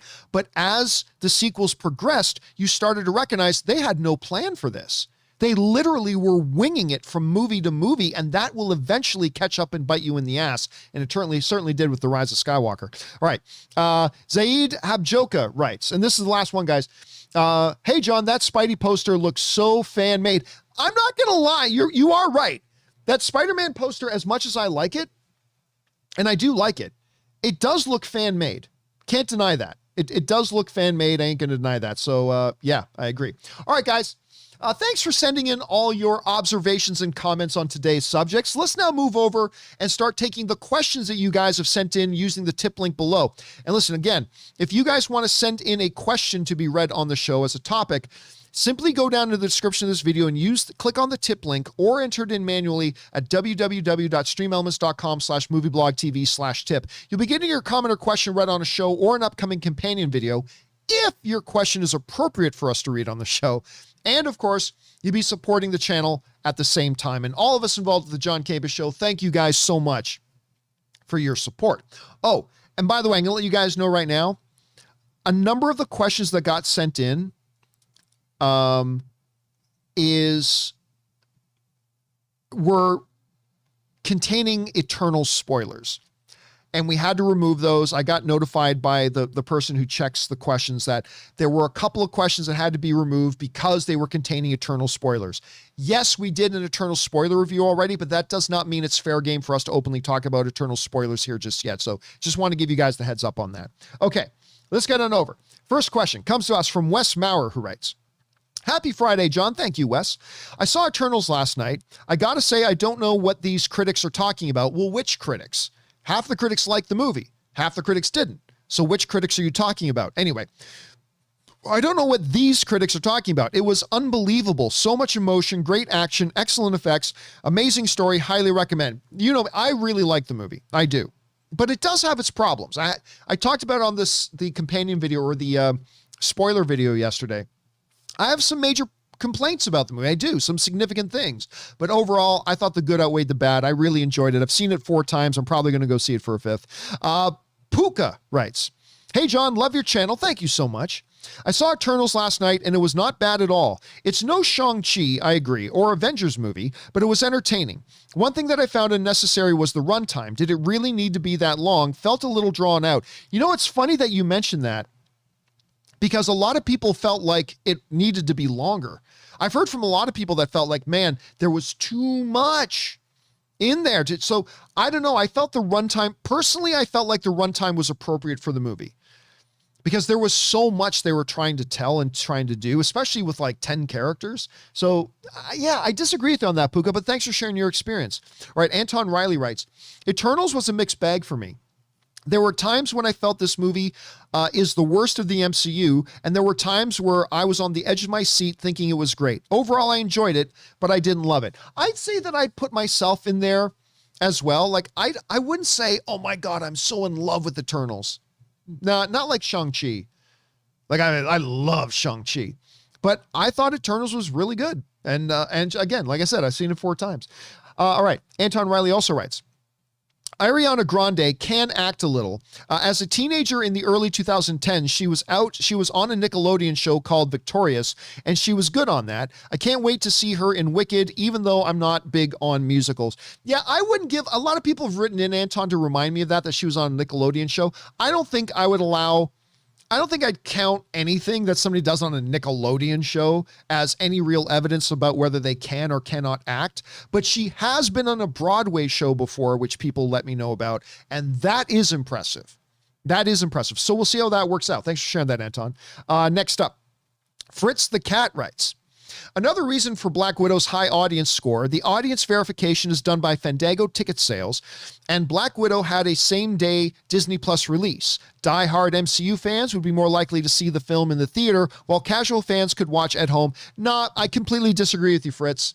I completely disagree with you. Because you're assuming that only hardcore fans go to the theater. Well, no, not everybody has Disney Plus. Not even half the people out there have Disney Plus, and a lot of people just prefer seeing their movies in movie theaters. So no, I don't buy that as an excuse. Like, oh, the only reason Black Widow has a high audience score is because only people who love it. No, I don't buy that. I don't buy making excuses like that. That's just not the case.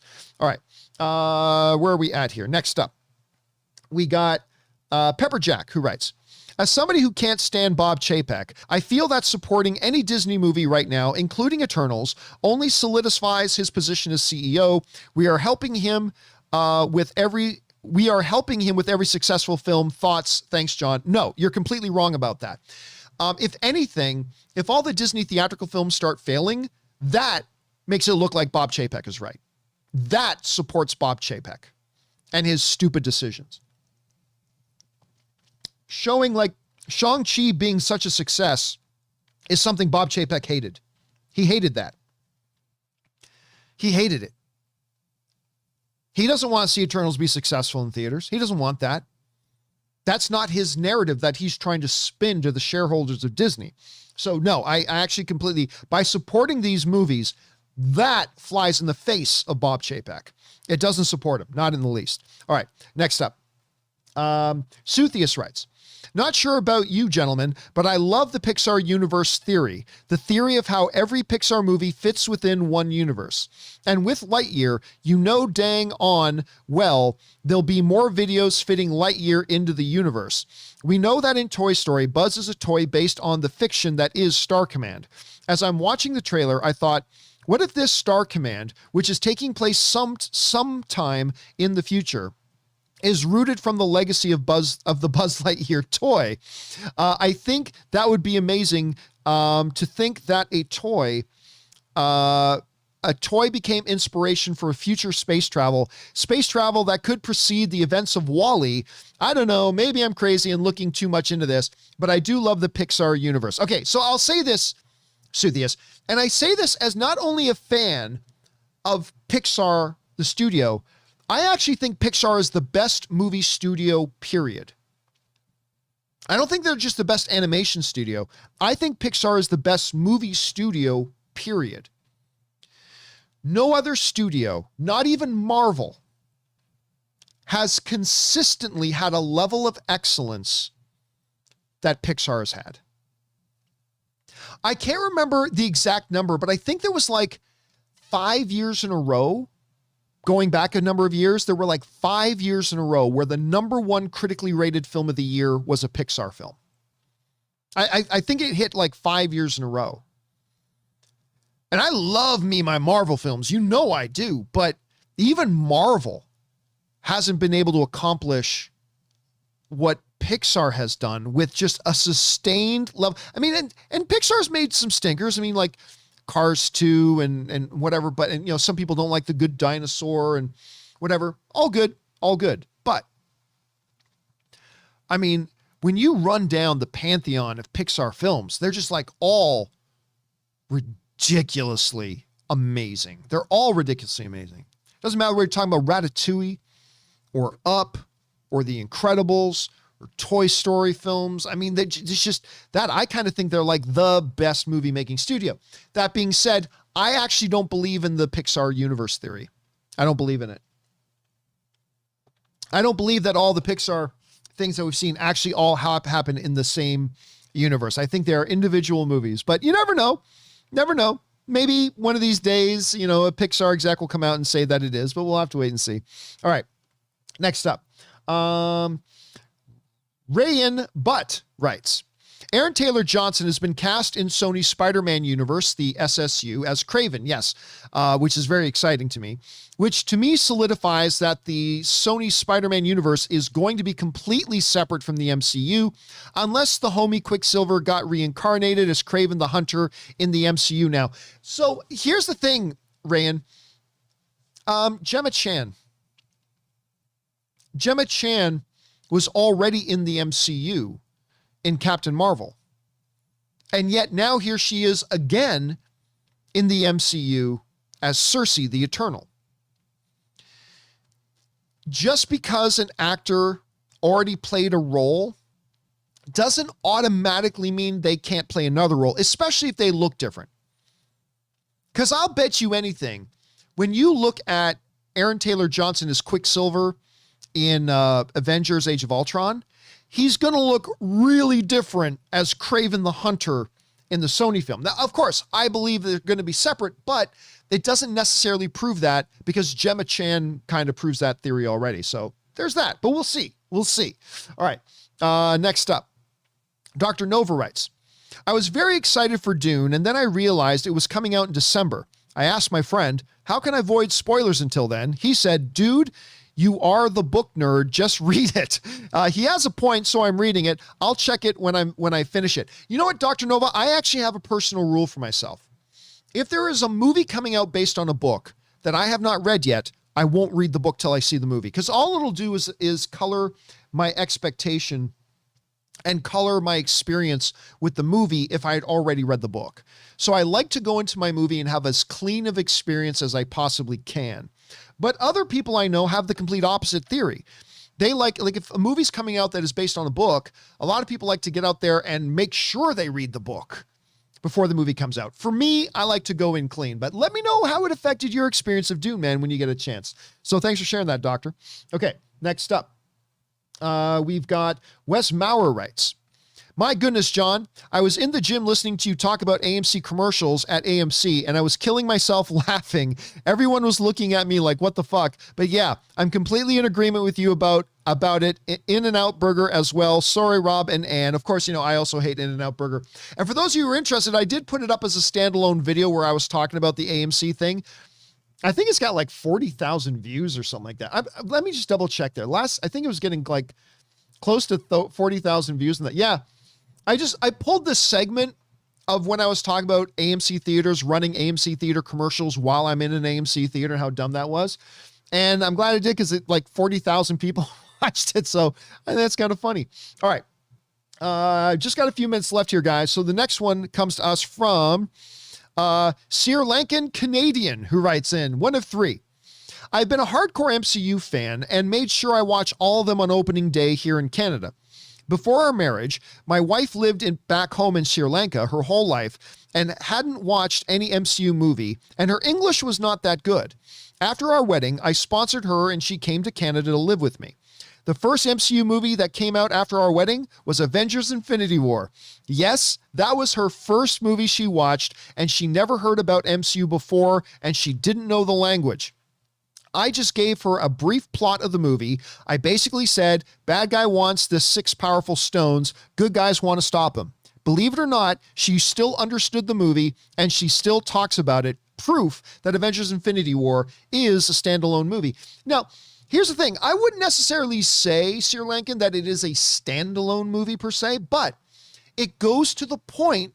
It proves the point that I've been saying for a long time. Kevin Feige's genius lies in the fact that he makes sure every Marvel movie can be a first movie that somebody watches.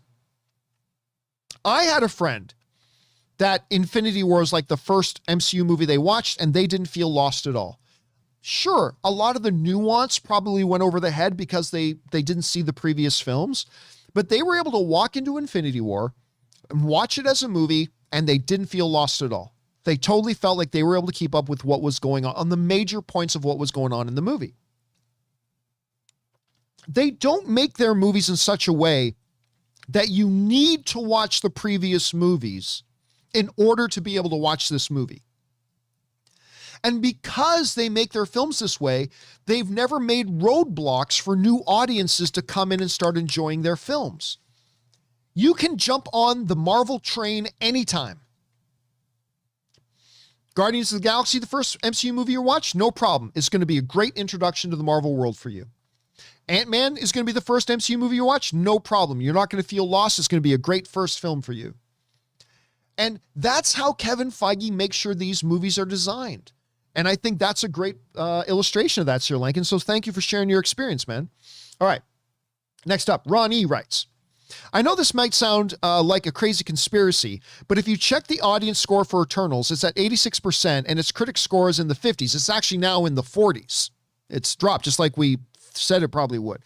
This happened with The Rise of Skywalker, 52 critic, 86 audience. Have you ever doubted the audience scores on Rotten Tomatoes? No, audience scores are just audience scores. But listen, it's all subjective. It's all subjective.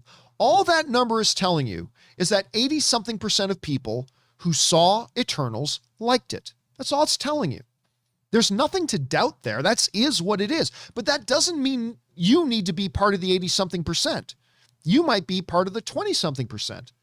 And that's fine. All film is subjective. So no, I never doubt the audience score because the audience score just tells me what a bunch of the audience thought. Doesn't mean I have to agree. Doesn't mean I have to have the same opinion. It's just telling me what people thought. That's all. Or generally thought. Just tells us what they generally thought. All right. Next up. Where are we at here? Ethan Holgate writes, 1 of 4. This will be our last one today, guys. 1 of 4.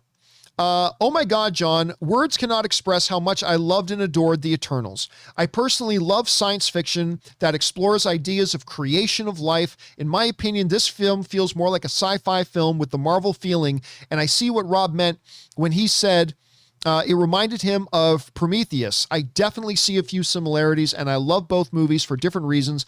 But man, amazing characters. Love the story. Some of the most amazing CGI I've seen in a film, right up there with Zack Snyder's Justice League and Alita. Alita Battle Angel, in my opinion. Also, one actor I was very excited to see in this film was Barry Keoghan. I'm never sure if I'm pronouncing Barry's last name right, but Barry Keoghan, who plays Druig. He was in a popular Irish show called Love/Hate for one season. Thought he was brilliant in Eternals. Also, the actor who caped Ebony Maw, who motion capped Ebony Maw, was the lead starring Irish actor in that Irish show Love/Hate named Tom Von Lawler. Probably wouldn't mean much to most people because it was only a popular show in Ireland when it came out. Sorry if I got sidetracked. Just thought I'd throw in some trivia. All right, Ethan, well, thank you for throwing in some trivia, man. We always like some trivia around here. Listen, I'll tell you what. Druig, I put this up on Twitter. Let me see if I can get this on here. I put this up on Twitter without getting into any spoilers or anything. I am telling you, maybe not as much as Tony and Pepper, but Tony and Pepper aside, my favorite couple in comic book movies now might be Druig and Mcguire. I generally don't like couples in comic book movies. Like, I'm not a big fan of romantic relationships in comic book movies. It's not that I hate them. It's just that I can, like, even Cap and Peggy, even Steve and Peggy, I don't really care all that much about Steve and Peggy. And everybody's like, oh, how dare you not love the relationship of Steve and Peggy? Look, I'm not saying I have a problem with it. I don't mind it. It's a good story part. It's fine. But I'm not big on romantic relationships in comic book movies, with a couple of very, very rare exceptions. Tony and Pepper, one of them. But I'm telling you, man, the Druig, and every moment the two of them are together on screen, I loved. Absolutely loved. Like, I just think they're great. And I love the character. I love Druig in that movie. Loved him. I mean, at first, I wasn't quite sure what to make of him, at first. But as the movie progressed, I'm like, I really dig this character, like, a lot. And I can't go into spoiler stuff there, but yeah, it was just really, really cool. All right, guys, listen. That's all the time we have for today. But look, there are still more questions to come. We got more coming from Wes Maurer, C Squared, Anonymous, and others. Do not worry, guys. We've got another companion video coming a little bit later today. Keep your eyes open for that. That'll be up there. So if you haven't seen your question answered yet, it'll either get answered in a companion video tonight, or it'll be one of the first questions we get to tomorrow on the John Campea Show. But for now, guys, that'll do it for this installment of the John Campea Show. Thank you guys so much for being here and making this show a part of your day. Special thank you to the construction workers who were pounding on my wall while we were doing the show. I appreciate them for their contributions to today's show. And a special thank you to all you guys who sent in your thoughts and comments and sent in your questions via the tip link as well. Number one, because you all gave us great fun things to talk about. But number two, you supported this channel as you did it. And all of us involved with the John Campea Show, thank you guys so very much for your support. Okay, guys, don't forget, we got a couple of videos coming up later today. Keep your guys' eyes open for that. And the John Campea Show returns tomorrow. Apparently, we got some stuff about a Rogue Squadron movie to talk about. That'll be on tomorrow's show as well. Anyway, guys, that'll do it for me for now. Thanks a lot for being here. My name's John Campea, and until next time, my friends, bye-bye.